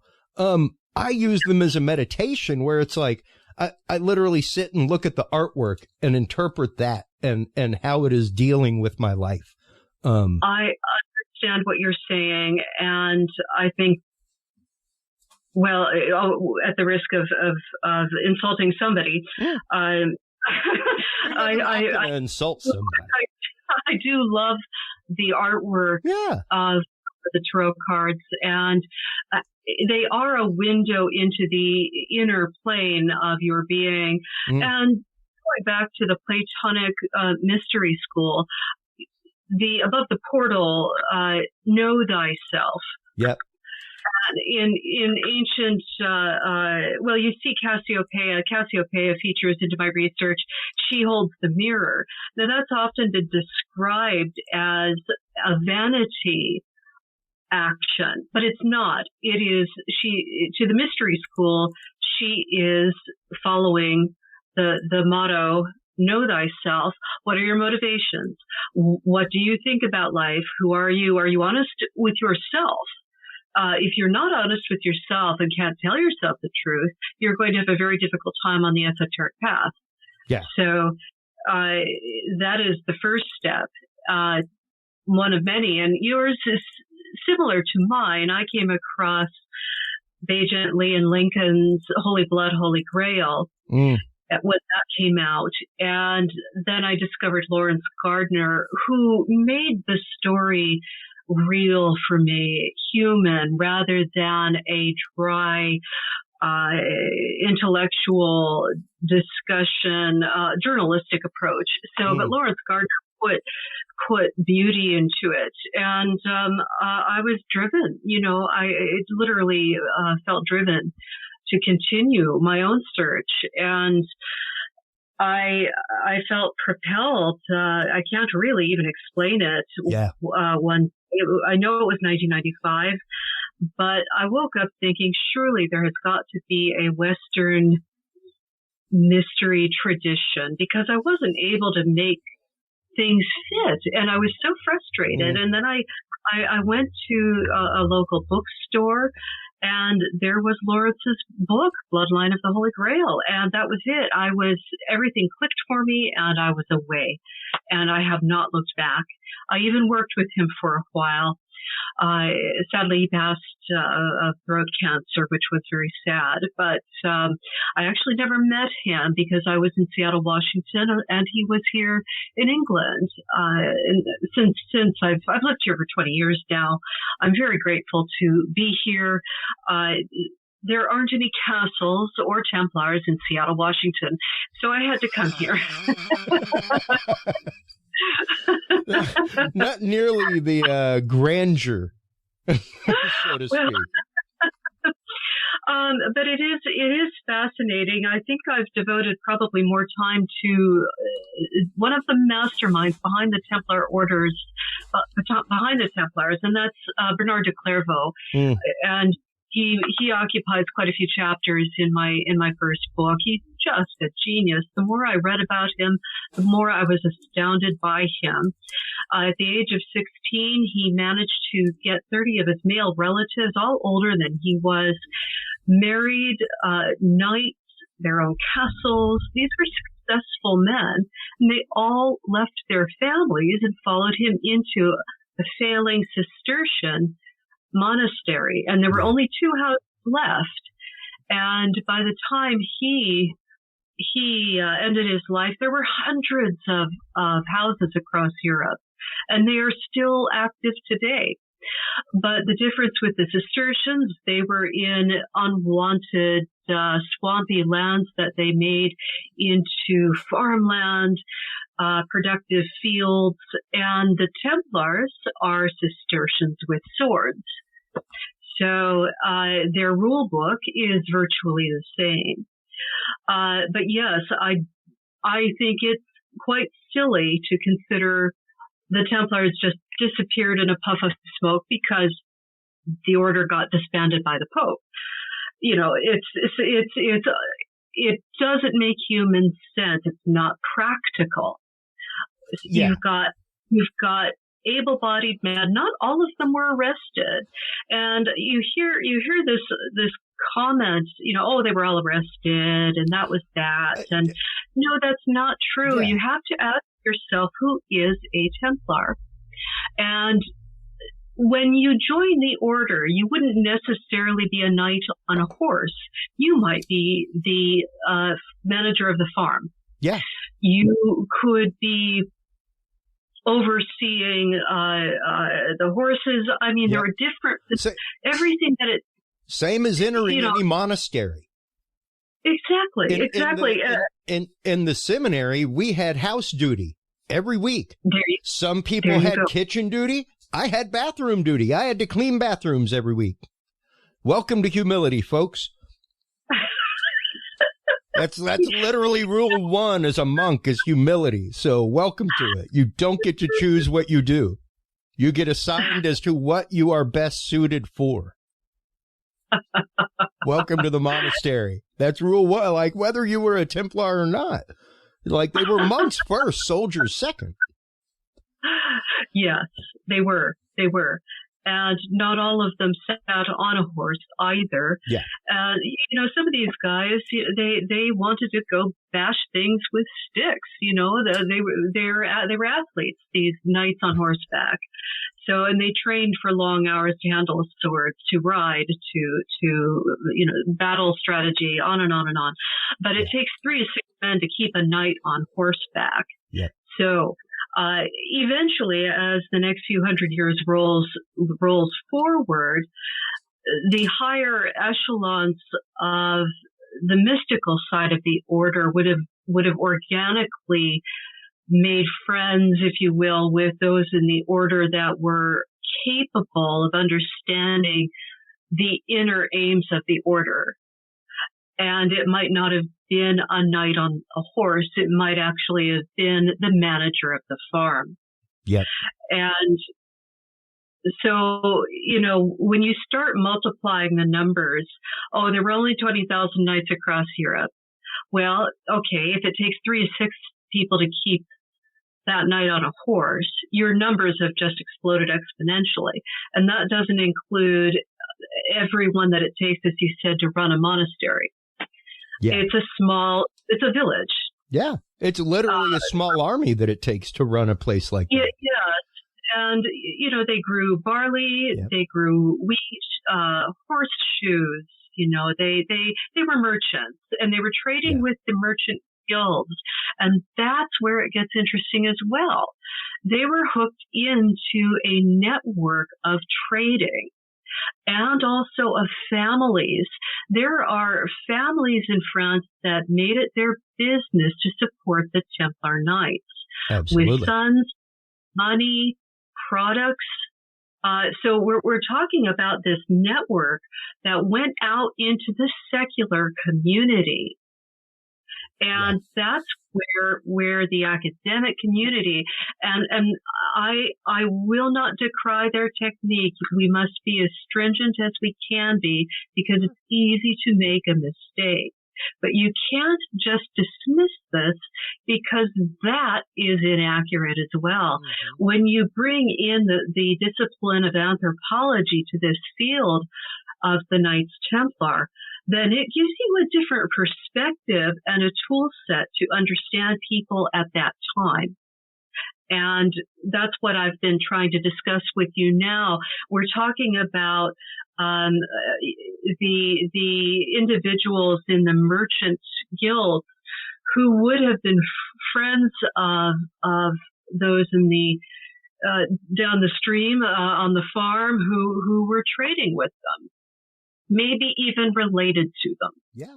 Yeah. So yes, knights were captured, knights were tortured, and they were executed. And, bless Jacques de Molay for his courage and his immediate officers for staying behind. He deserves to be Saint Jacques de Molay. And I hope that is something that is gifted to his legacy and his name. I'm not Catholic, but I don't have to be to appreciate some of the beauty in that religion. Sure. I'm not anti-religious. I think there's a golden thread in religion that is a safe house for mysticism, which is what the Templars were about. Yeah, that's just it. It's as we talk about on this show so frequently, Gretchen, the capital T truth that's universal. It goes beyond the borders of a building and a church and a faith. It's a universal truth that exists in all faiths, whether you're Buddhist or Catholic or, the people praying to trees down the road in a circle, we all have that basic universal truth. And I want to revisit a moment, because like you said, the idea of these people all being rounded up. The one thing that we cannot mistake is our idea of an army, a drilled army. They were very, very small at that time. Armies were conscripted. They were brought up. They were brought together for a time of battle. They didn't have like a 10,000 person army just kicking around in a kingdom like we do now. No. They had a small force. They had a police force, things like that, to take care of things that happened. Other than that, you called this forth. However, when you're talking about the Templars, they were a full-on standing army of their own across Europe, a unified, as opposed to any other force, a unified force across Europe. They had spies in every court. To think of the fact that Jacques de Molay didn't know that this was coming is ridiculous. That is literally to discount every bit of military history and brilliance that we know the Templars had. Like that in and of itself, like, hey, historians, you just blew your whole thing about the Templars being this brilliant military might, like, out of the water. You just said, like, they're stupid and they don't even have spies in their own people's court. You know? Thank you. Yes, I love it. Like, yes. Well, we know the temple in Paris was empty the next day, and there was only a skeleton crew there. Pardon my French. True. or double entendre, whatever. Yes, it's he knew what he was doing, and during the night, is it de Chalons, Commander de Chalons? I might be getting that wrong. He left with 150 men on horseback with 3 carts of gold. Now, he was captured. Some say he wasn't, some say he was, but he only had gold. If he had sacred objects, Philip would have used those to say, see, I've rescued these holy items from the temple in Paris, and now I've been blessed, by God. I'm the divine king. But it was just gold. And you have to understand horses. I was raised with ponies. I know what they're about. They're noisy. You get 150 men on cobblestones in a Parisian street. You're going to hear that coming. You're going to hear that a mile off. And so that was a decoy. It couldn't have been anything else. Yeah. And if the odds to take a Templar are 3-1 on a battlefield, then the forces of Philip's army would have been occupied arresting those men and taking the gold, which is what I think happened. And the historians get confused about how big France is. When they say that he was making for La Rochelle, there's no way he was going to get to La Rochelle from Paris down hundreds of miles by the morning. It wasn't going to happen. Yeah, I don't care unless you got a string of horses, Pony Express style in line. Not going to happen. No, there was no way he was going to get down there. I'm sure he would have liked to have gotten away, but as far as what I have read, he did not escape. And there was nothing significant in Paris Temple. Now, I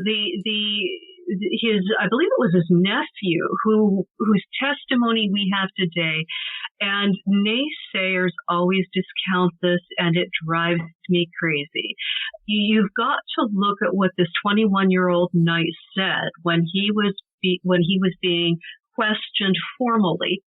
Now, here's a young man who was probably thinking that the Pope, who was their leader, who protected them, and vice versa, was going to come to their aid, which was what Jacques de Molay was all about, trying to clear the Templar name through the Pope and negotiation. And this is all just some terrible mistake. So here's this young man whose uncle had been captured. His testimony is there were 18 ships at La Rochelle that the Templars owned, and I'm paraphrasing very badly, but the key word here is owned, not rent, not they were hoping to hitch a ride. Owned, which means that they had capacity to go where they chose at a moment's notice. They would have, each ship had men, they would have had cargo.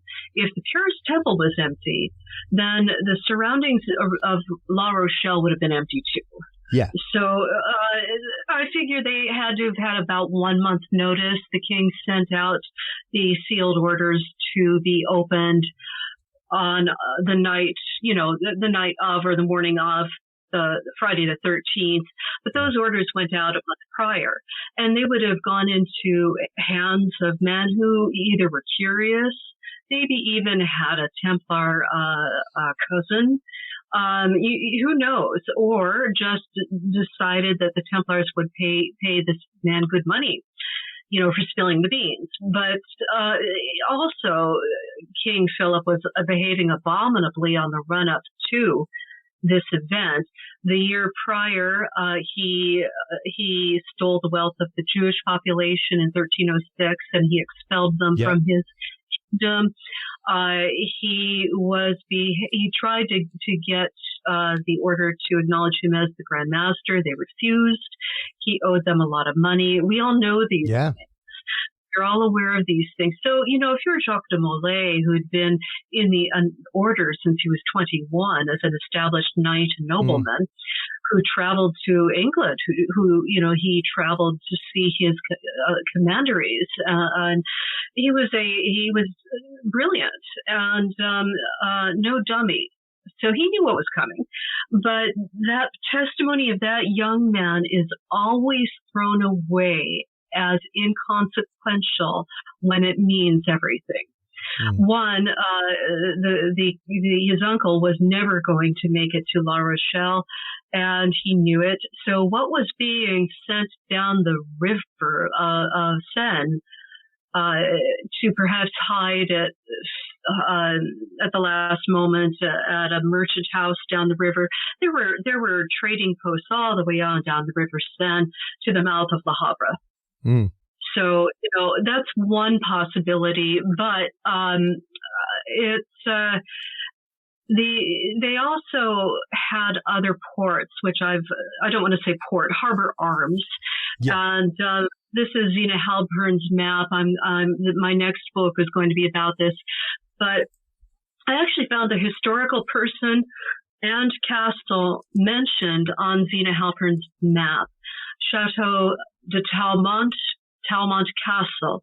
I went there, and it's a shell now, but you can still climb the tower. It's huge. Surrounded at one point on three sides by water, it had a harbor arm, and Lord Tours owned the castle, and his helmet had stag horns, but he also had a standing lion. The lower right-hand corner of Zena's map says the young lion of Talmud. So, okay, who was the young lion and where is Talmud? So if you go to the date indicated in Zena Halpern's material of 1347, you're looking at Lord Louis Tours. However, the castle was also owned by Richard the Lionheart. And 6 miles down the road, just to make it more fun, was a Templar holding. So there's a commonality there. Wow. And so that's the lower right-hand corner of Zena Halpern's map. And there's more, but you'll have to wait for the book.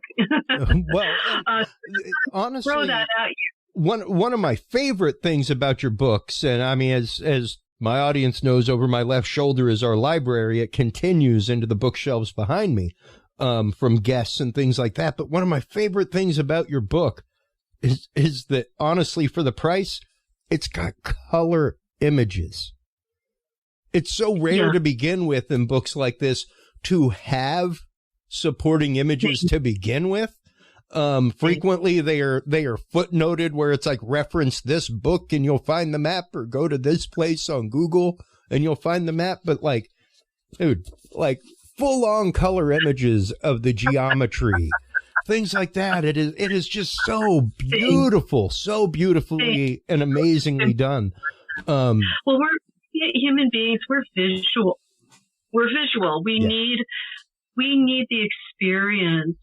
We love movies. and we want to be immersed in an experience. So, and I'm very much, I come from an artistic background of theater, of singing, and I designed fantasy medieval dresses for weddings. But what struck me with other books that I've come across earlier on was Bloodline of the Holy Grail had been illustrated with the artwork of Peter Robson, but I wanted to continue that tradition of, and it's like the Tarot cards. You have to have the visual experience to help your imagination grab onto what's being relayed to you. And that's why the paintings in my book are important. The pre-Raphaelite paintings, the beauty of the nature, the geometry, and also, the importance of navigation equipment, such as Peter Peregrinus,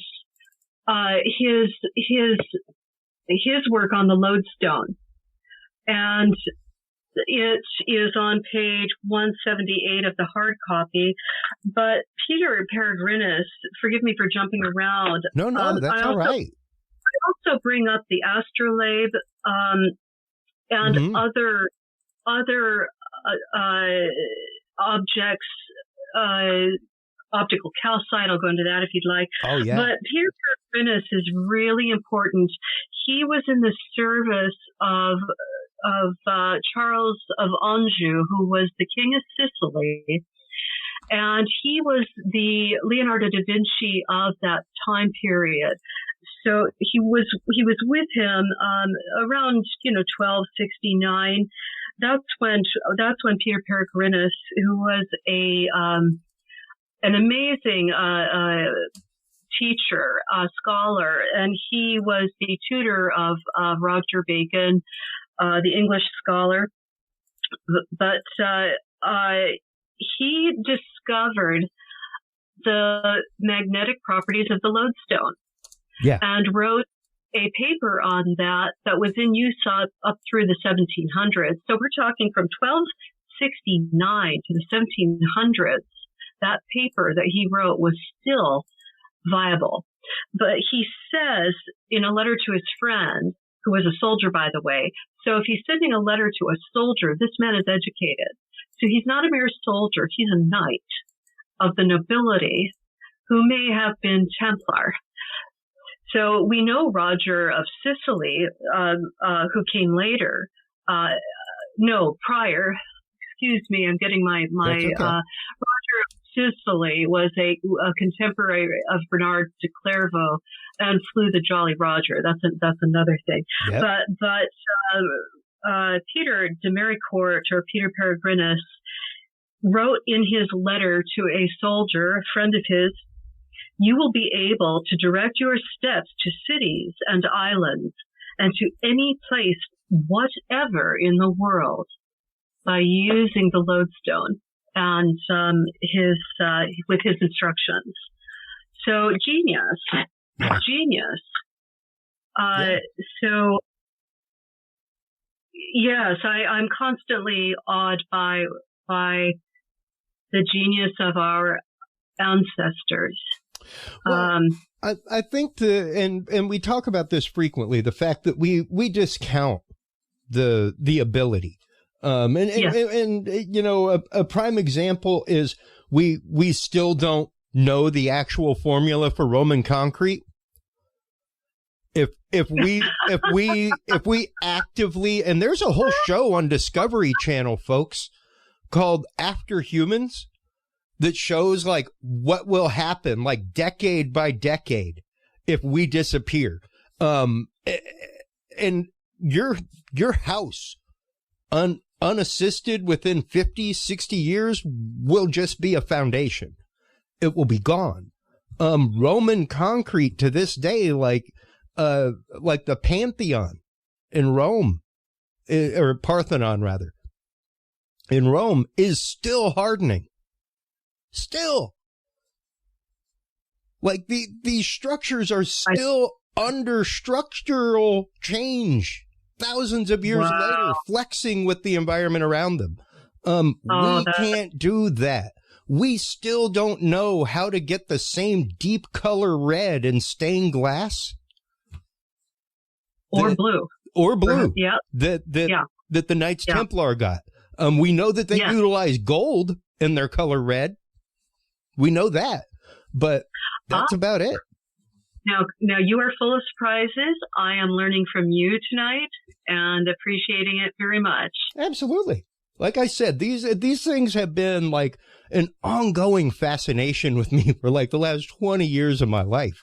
And I know how you well, the thing is, there are people like you who have made this their utter and amazing devotion, Gretchen. And, you know, the fact that you are finally, and people like you who have been researching these things are finally starting to get the eye of researchers, finally starting to get the eye of historians, and actively rewriting history. Because, for so long, we have just been taught that Friday the 13th, that's it, they're gone. No, man. No. They had outposts all the way to the Holy Land. Yes, all the way up to to Scotland on the eastern coastline. That's in my book, Burrow Inverness. There are carvings in Cumbria about that. Yeah. They had the legacy of the Vikings. Yep. And there is a clear progression of skill set, ferocious skill set, from the Vikings that became married into nobility, and their skill set passed into the royal house of Paris, the Merovingian house of Paris, and then of England. It seeped out organically, and we're jumping around quite a lot. I hope you don't mind. No. If you want to go down a certain track, let me know. But you know, we know that and this is, you know, the Templars came about through Bernard de Clairvaux, and I don't mean to dismiss Hugh de Payen. He was brilliant. And he knew what he was able to do the business in the Holy Land. Yeah. But those 9 original knights all came from northern France, and one of them from the Netherlands. That's right across the water from, you know, your Denmark and Norway, and all that DNA is concentrated right in that same place.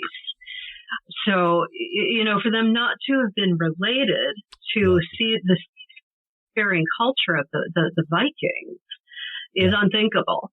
And and that's a lot of the Rosicrucian teaching, is the fact that these ruling families of Europe are all united by blood.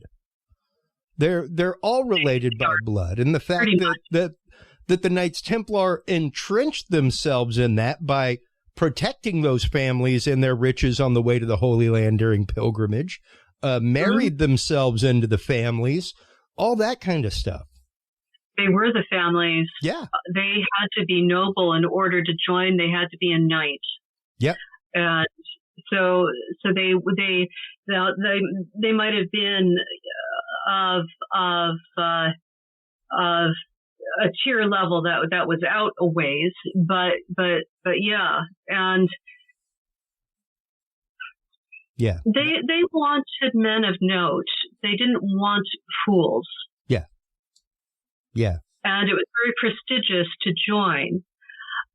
And we still don't understand fully what happened when they came back from the Holy Land in triumph after digging under Temple Mount for 9 years, 9 nights, 9 years, and becoming famous overnight and rich overnight. Something extraordinary happened. And I do think that they were on a secret mission that Bernard de Clairvaux set in motion with Hugh de Payen, because they were given prime real estate near the palace. Yeah. An untried order with no track record, and cooperation from the local proletariat. Yeah, and they hadn't even been consolidated as an official order yet. Yeah. They simply went. Yeah, they were a loose association. They had no true blessing from the Pope yet. Nothing like that. That's right. So, and they're right next door to the king. Yeah. So it's very interesting what occurred there. And they definitely brought something back. And Bernard de Clairvaux and the individuals he worked with, they were scholars. He was one of the brightest minds of his day. Yeah.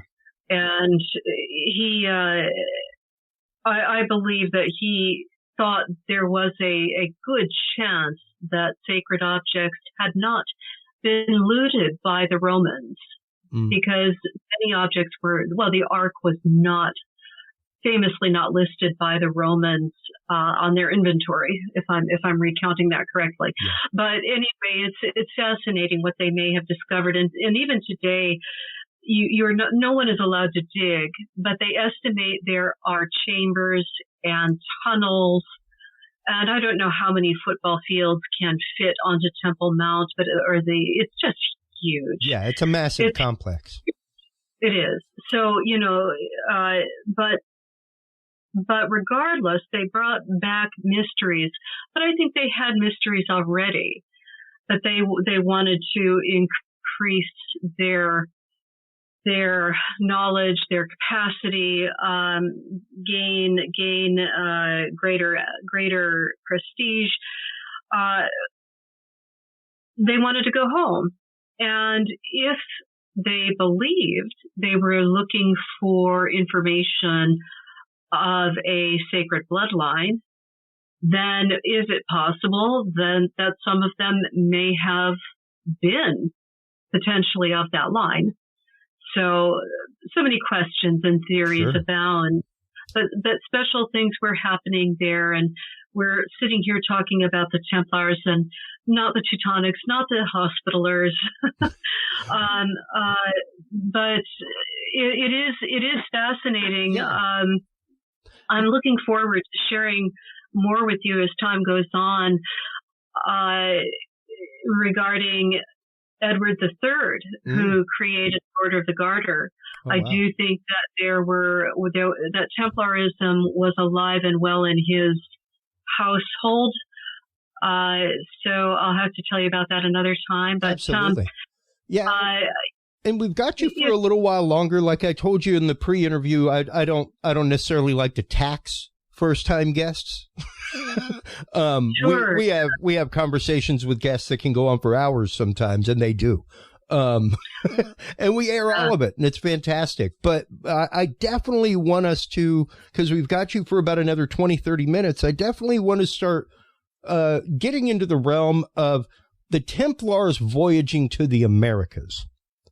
Great. And how because if I'm not mistaken, it's at least part of the lore that came from their actual excursion and scurrying away from France, that they came to the Americas. Of course, their lineage from Vikings, things like that, like you're saying, their connections with Vikings would absolutely give them the knowledge of, like you said, using optical quartz to navigate long distances, especially in the northern hemisphere, and the knowledge of the fact that over there is another place. There's copper. Yeah. Like, we at least know that the Vikings came here and mined copper. Like in Minnesota, we know. Yes. As far as Minnesota. Yes. And in Minnesota, of course, you have the Kensington Runestone, that's which right. I do believe is valid. And that is 200 miles west of a location that I investigated in Wisconsin. I'm no longer working on that project, but if you want to find out more about it, it's called, the book is called The Templar Quest to North America, and it's a photojournal. There are about 150 images in there, but wow, it's such an amazing location. I just can't say enough about it, and I know that it will continue to be studied. But there are Templar cross pates that were discovered, triangles, a tomb in Wisconsin, and It's phenomenal. What I realized when I first got involved in the project is, and this is in the book too, the St. Lawrence River Valley was well traveled, explored by the indigenous peoples that lived there. They had their natural trading routes along the St. Lawrence River, the Great Lakes, and it was an established, known highway, if you will, so it's if you've got the Kensington Runestone dated to 1362, if the translation is correct, which I do think it is, then 1362 is within living memory of the Templars. Oh, absolutely.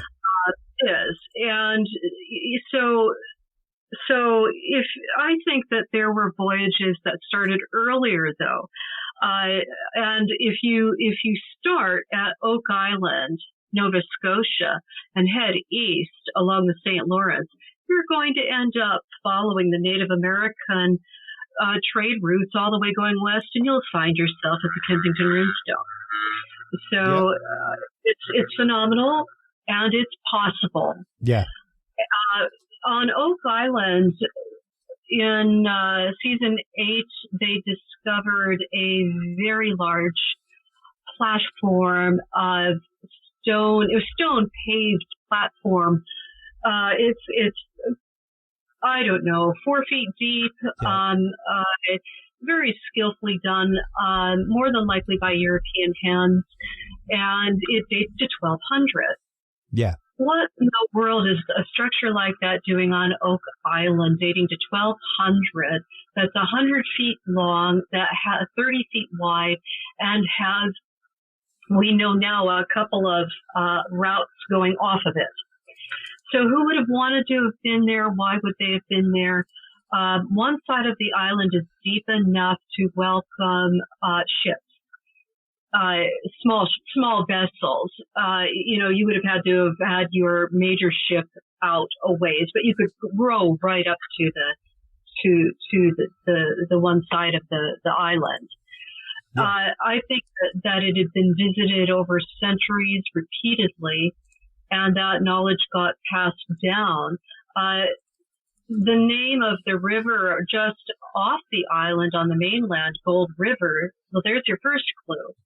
Mm-hmm. So what I realized was when I was investigating the Northeast for potential European explorers is that it was rich in timber.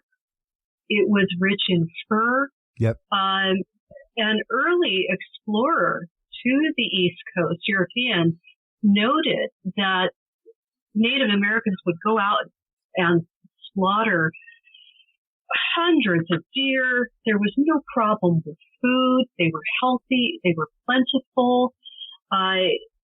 You could live well. There were fish. There were berries. Yep. We think of it as an inhospitable place, but to somebody that knows how to live there, yeah, it's an Eden. Yeah. And they knew how to work the land, and the environment always bounced back to feed them again. It wasn't until much later, when greater numbers of Europeans came in, that they started dying of diseases and were purposefully murdered. Yeah. And had land stolen, etc.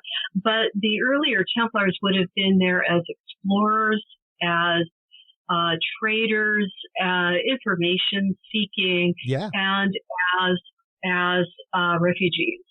Well, there is quite the history, even oral history, and beyond even oral history. I'm popping up on screen right now the Mi'kmaq battle flag.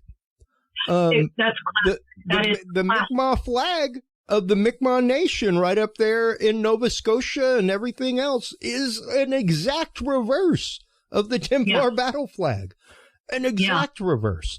And when you start thinking about it, and when you start, especially like you said, following that trade route, think about the same trade route that took us west, folks. Think about the same trade route that was followed by Lewis and Clark with their Native American guide. It's literally the exact same route. And we couldn't have done it. Templars would not have been able to have done it unless they had allies. They would have been killed. And they were absolutely known for that. Even in the Middle East. Even in the Middle East, they had allies. They had local people that they worked with. Well, they got into trouble for that. They were, the scholarly branches were dealing with Judaic scholars, Islamic scholars, and that was used against them. They were very intellectual. Oh, yeah. I mean, it was their knowledge of the Jewish faith, once again, especially the Jewish high ceremony, and the fact of, like you said earlier, the King of France had a couple years before gone through and literally stripped the Jewish people of all their valuables, and was very angry at the Knights Templar because they didn't help him do it. Yes. And they wouldn't help him do it. They were like, that is wrong. That is not right. It's not their fault you're broke. You owe money to us. And no. Like, we're not going to go out and destroy somebody just because they have a religion. No. And they didn't chase after the Cathars either. Yeah. And both of which is what helped bring aboard heresy charges from the church. Yeah, exactly. And it's very possible. I came across some information. I don't know if it's correct or not. We don't know from an academic point of view, but Bernard de Clairvaux's mother was supposedly related to the Counts of Toulouse. And that's direct, and she was quite the powerful woman. She didn't suffer fools, and she was very much a leader, very active in her community, and she was respected by the church leaders. She was very much part and parcel of the landscape. So if she was related to the Counts of Toulouse, that's incredible. And we know that Bernard de Clairvaux went there to preach to the Cathars, to get them to come under the fold and come into the fold. And they ran him out and, laughed at him basically. But he never raised a hand against them and said that the Cathars needed a great deal of talking to. Yeah. And that's, and I don't think that they would have been persecuted had he been alive. Yeah. At the time of I don't think the Cathars would have been gone after by the Inquisition and everything as well. They definitely would have fallen under the exact same protections. They would have, the Templars absolutely would have protected them. And, with that in mind, let's say, especially the open-mindedness of the Templars, because of their study, their roundedness when it comes to these thought forms, is what brings a lot of people to consider the fact that they possibly had a hand in the founding of America, with the upper echelons of Masonry, things like that. Let's get into that real quick before we let you go. I don't count myself an expert, but I do know a bit about that, and I think that that's absolutely the case. We know George Washington had an experience, a visitation, where he was almost ready to quit, and this light being, came to him and encouraged him not to quit. Yeah. I think that when you look at Benjamin Franklin and who he was, how as a Freemason could it not have impacted the founding fathers? And what's interesting about that, this is difficult to prove, but we the people is an interesting statement. According to legend, Benjamin Franklin did convene, consulted with, was in contact with the leaders of the Native Americans in the area, and speaking to their highest level leaders, even taking them back to the seat of the colonial government. And their first comment was, "Well, where are your women?" There weren't any, but the Native Americans are always talking about themselves as a people, the people. And I love the phrase, and it hit me in a different way. If you think about, was Ben Franklin swayed by their culture at all? Mm. We the people. That's so different from thinking about it classically, the way, we never think about it. That's just simply the beginning. Absolutely. But it's an interesting idea. But what it does is it's the thin end of the wedge, the Constitution. Yeah. At the time, you had to be a white, male, educated landowner to vote. But it was the thin end of the wedge of democracy that through struggle over time grew to include minorities and women. And unfortunately, it took until 1972 for women to be able to own property without a male co-signer. Yeah. Which is really sad. And I hope we never go back. Oh. But all kinds of horrible laws that are still existing. Democracy was a threat to absolute rulers. Oh, yeah. And the King of France was an absolute monarch, which was different from what was happening in England and Scotland. The English kings, Edward the First, or, Hammer of the Scots, boy, does he get a bad rap. However, just looking at it coldly, don't think about poor Scotland right now. He was trying to build law and share power with his barons and lords and create the rule of law. That is not what Philip the Fair in France was doing. No. He was a dictator. He was a despot. So, English law has a deep and long history. Yeah. And when you talk about the Magna Carta, which was signed, well after Edward the First, forgive me, King John, wicked King John was forced to sign the Magna Carta, but it's very suspicious and probable that the Templars were involved in that. Yeah. Well, they were part of the revolt. They were part of the revolt. Absolutely. And whenever you look, just to hop back to Benjamin Franklin, one of the most influential founding fathers, member of the Hellfire Club in France.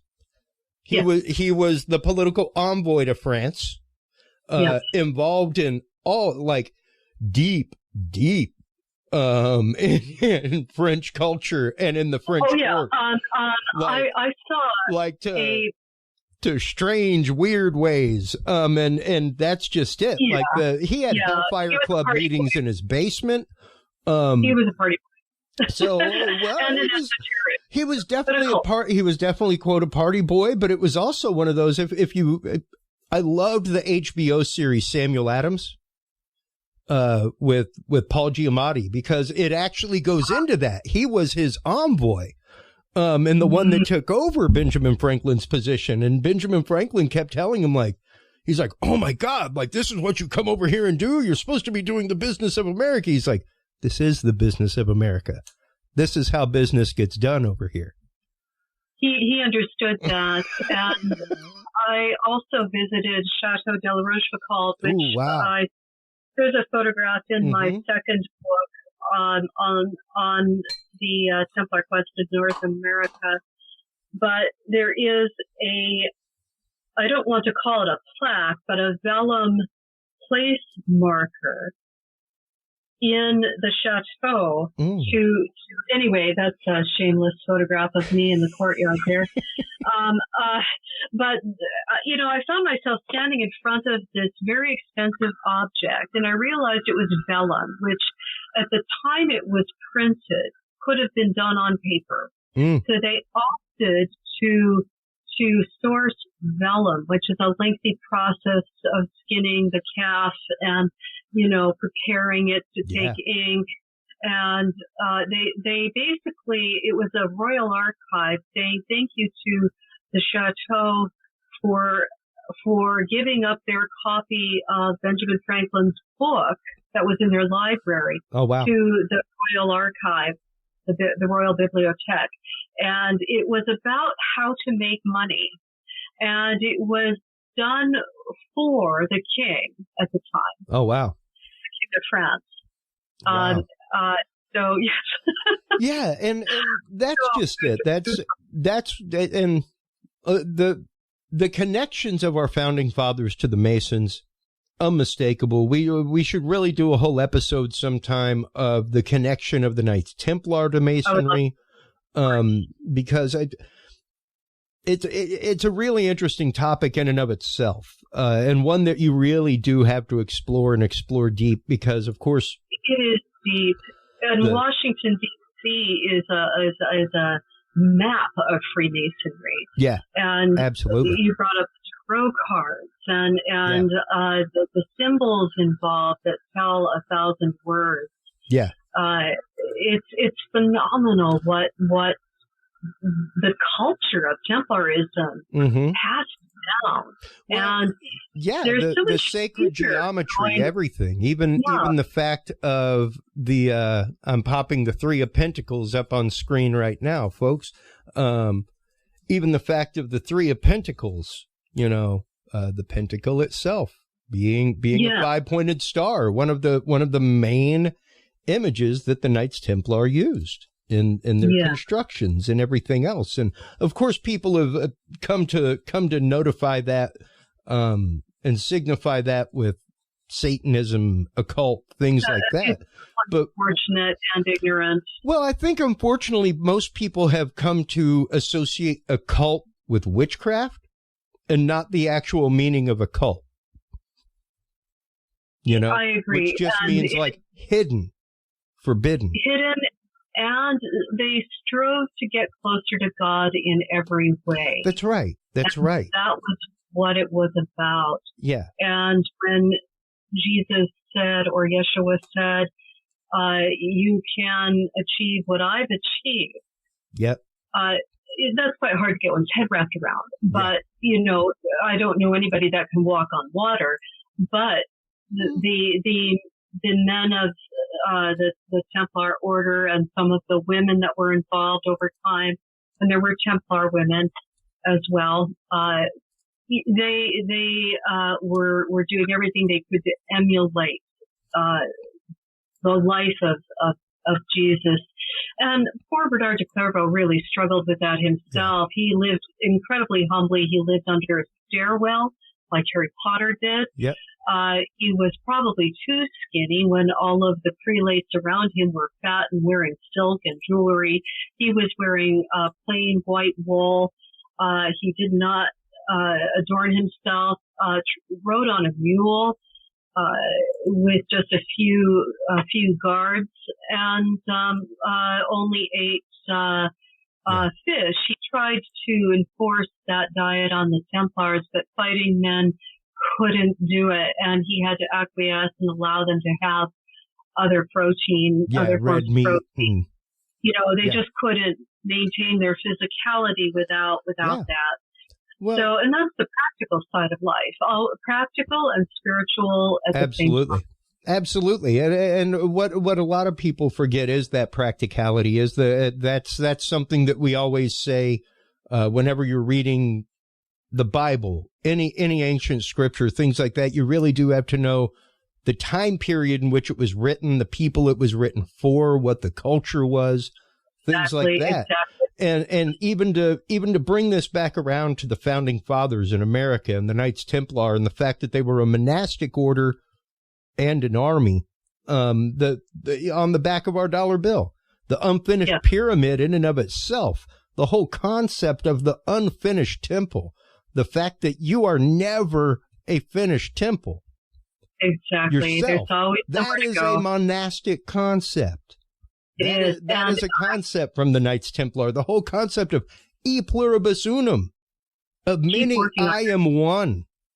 Yeah, exactly. Once again, somebody's got to clean the bathroom. Somebody has to tend the vineyard. Doesn't matter if you're a good fighter or not. Somebody's got to tend the vineyard so we can eat and have wine. Absolutely. Yeah. You buffered that. Apologies. Oh, no, that's all right. But it's based on merit. That's right. As well. And that is a universal truth that cannot ever be underestimated. Yeah. And that is the foundation of democracy. Yep. So if you have individuals within the Templar order who rise to the top because of their comprehension of divine law, yep, that is of greater value to the order at that time and that person would have been praised and given higher authority. That's right. And you can see that. I believe that you could see that in the Templar order itself. The first 9 knights. Yeah. Hugh DePayan actually outranked one of the other knights who had greater status. And so what order do you get in a medieval time frame where your underling shoots past you and gets to be in charge? Yeah. So that's democracy, or at least it should be. And this is one of the problems with the Templars and Templarism today, is that they have been, in some quarters, branded as evil. Yeah. And it's such a shame. There's so much confusion out there about the crowns of state were quaking in their boots when whispers of democracy started to appear across Europe in the, ever since the Rosicrucians started poking their heads up above the parapet, these whispers eventually coalesced into all-out thoughts of democracy in the early 1700s, late 1600s. Yeah. And that's when crowns of Europe started to get really worried. And they were tossing out propaganda that this is evil, this is not the natural order of things. God put me here, not you. You're not going to go past me. Yeah, we rule by divine right. Who are you to say? Yeah. Well, guess what? Yeah. Well, unfortunately, you may rule by divine right, but we rule by the mass. There are thousands of us and only one of you. Exactly. And exactly. And it takes a woke number of people to let people know that. And it's dangerous information to let people know that. We must look after each other. We're all responsible in our communities to be good, to be productive citizens, and to look after our community, to look after each other. And that's got to come from all of us. And whoever is at the top must earn it. Yeah. With that said, I don't have any problems with a constitutional monarchy, because they bring to the table a continuity that is, if it's not an abuse of power, if they're not abusing power, then it can be a nice thing, for the continuity of history. Sure. So, but America was special, is special, and may she retain her capacity for freedom of religion, freedom of speech, without devolving into encouraging violence. Yeah. So many things that the Templars stood for. There are nuances of mind that I think we need to be teaching in our culture today that have been missed somewhere along the way. Absolutely.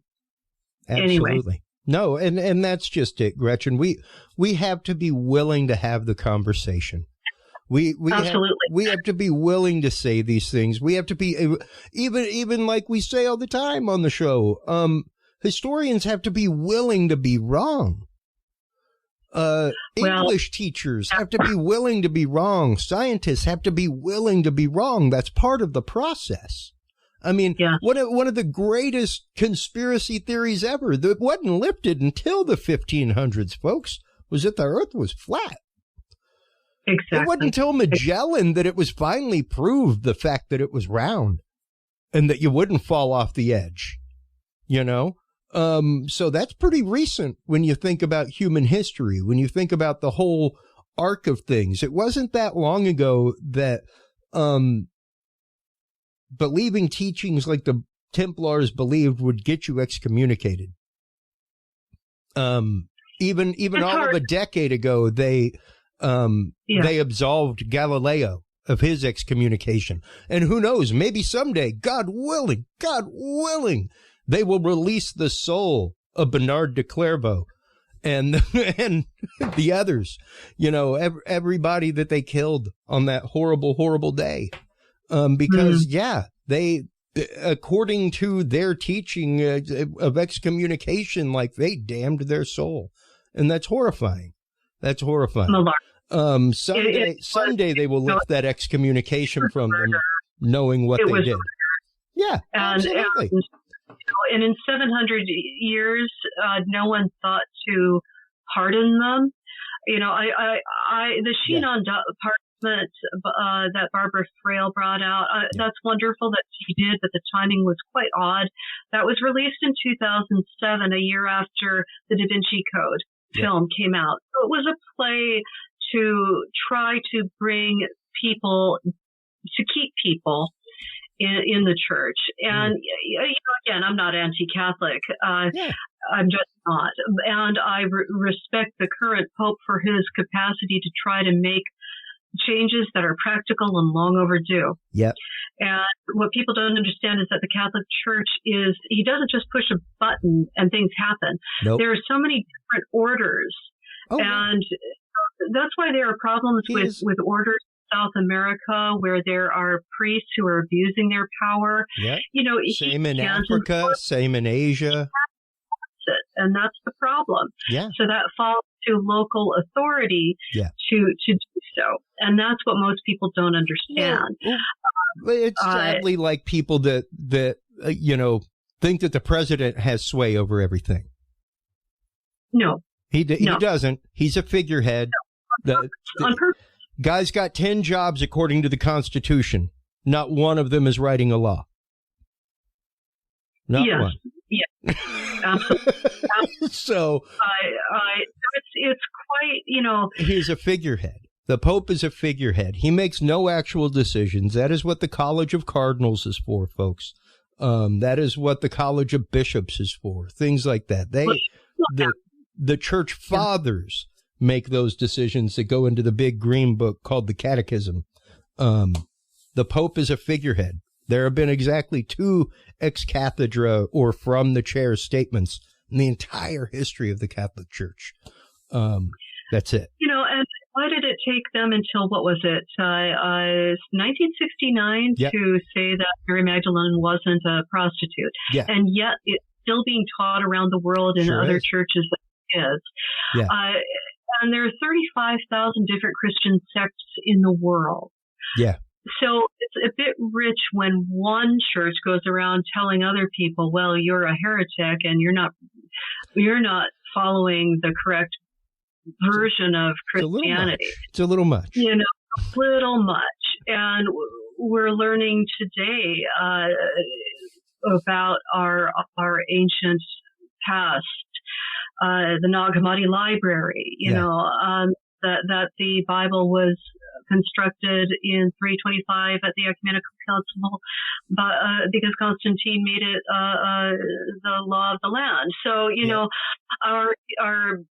the hand of man is not always honest and often guilty. Yeah. It is, however, the great divine never lies. Yeah. History is up to the interpreters and the victors. Absolutely and always.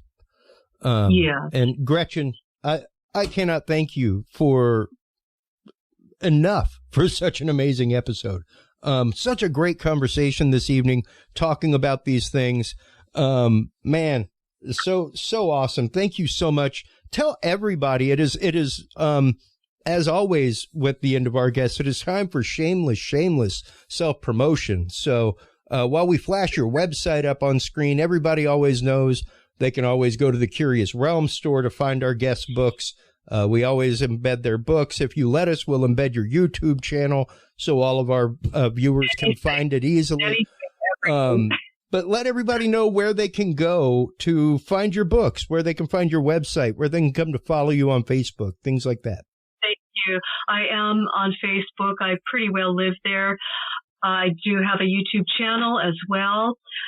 You can find that from my Facebook page, but my website is GretchenCornwall.com. And I've got thousands of photographs from my time here in the UK. This is a photograph I took at Temple Balsall in Solihull, England, near Kidderminster. Wow. And here's the actual photo. But I realized that I was undervaluing my photographs. And this is a lovely stained glass window. And this has become my logo, as it were. And I've decided to go ahead and take my photographs and create objects out of them. This is a magnet or a decoration of whatever, but I have quite a few. Right at the moment, I've got 39 different objects on my website. I had fun creating him.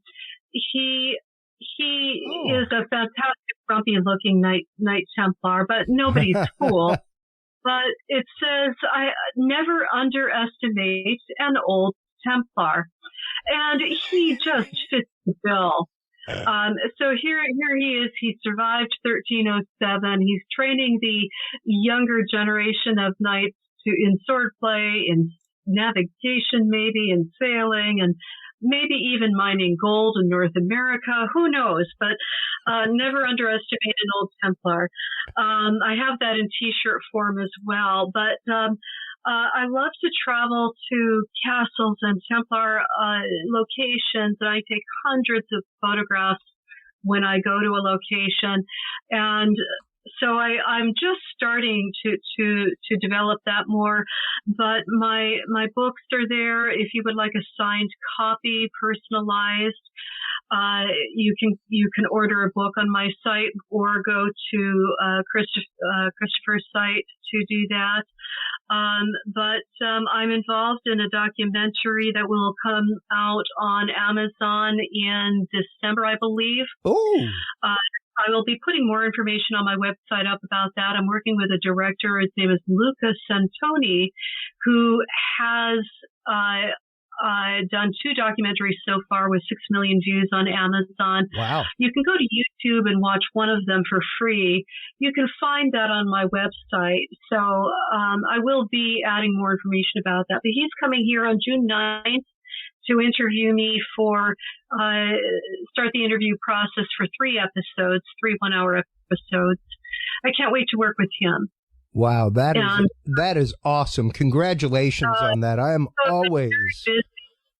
A new book coming out as well, later in the year, and documentary.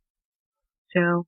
The documentary is really, really exciting. I am always, always excited to hear whenever guests have things like that coming out. We have got to have you and the director on whenever it comes time for promo for that.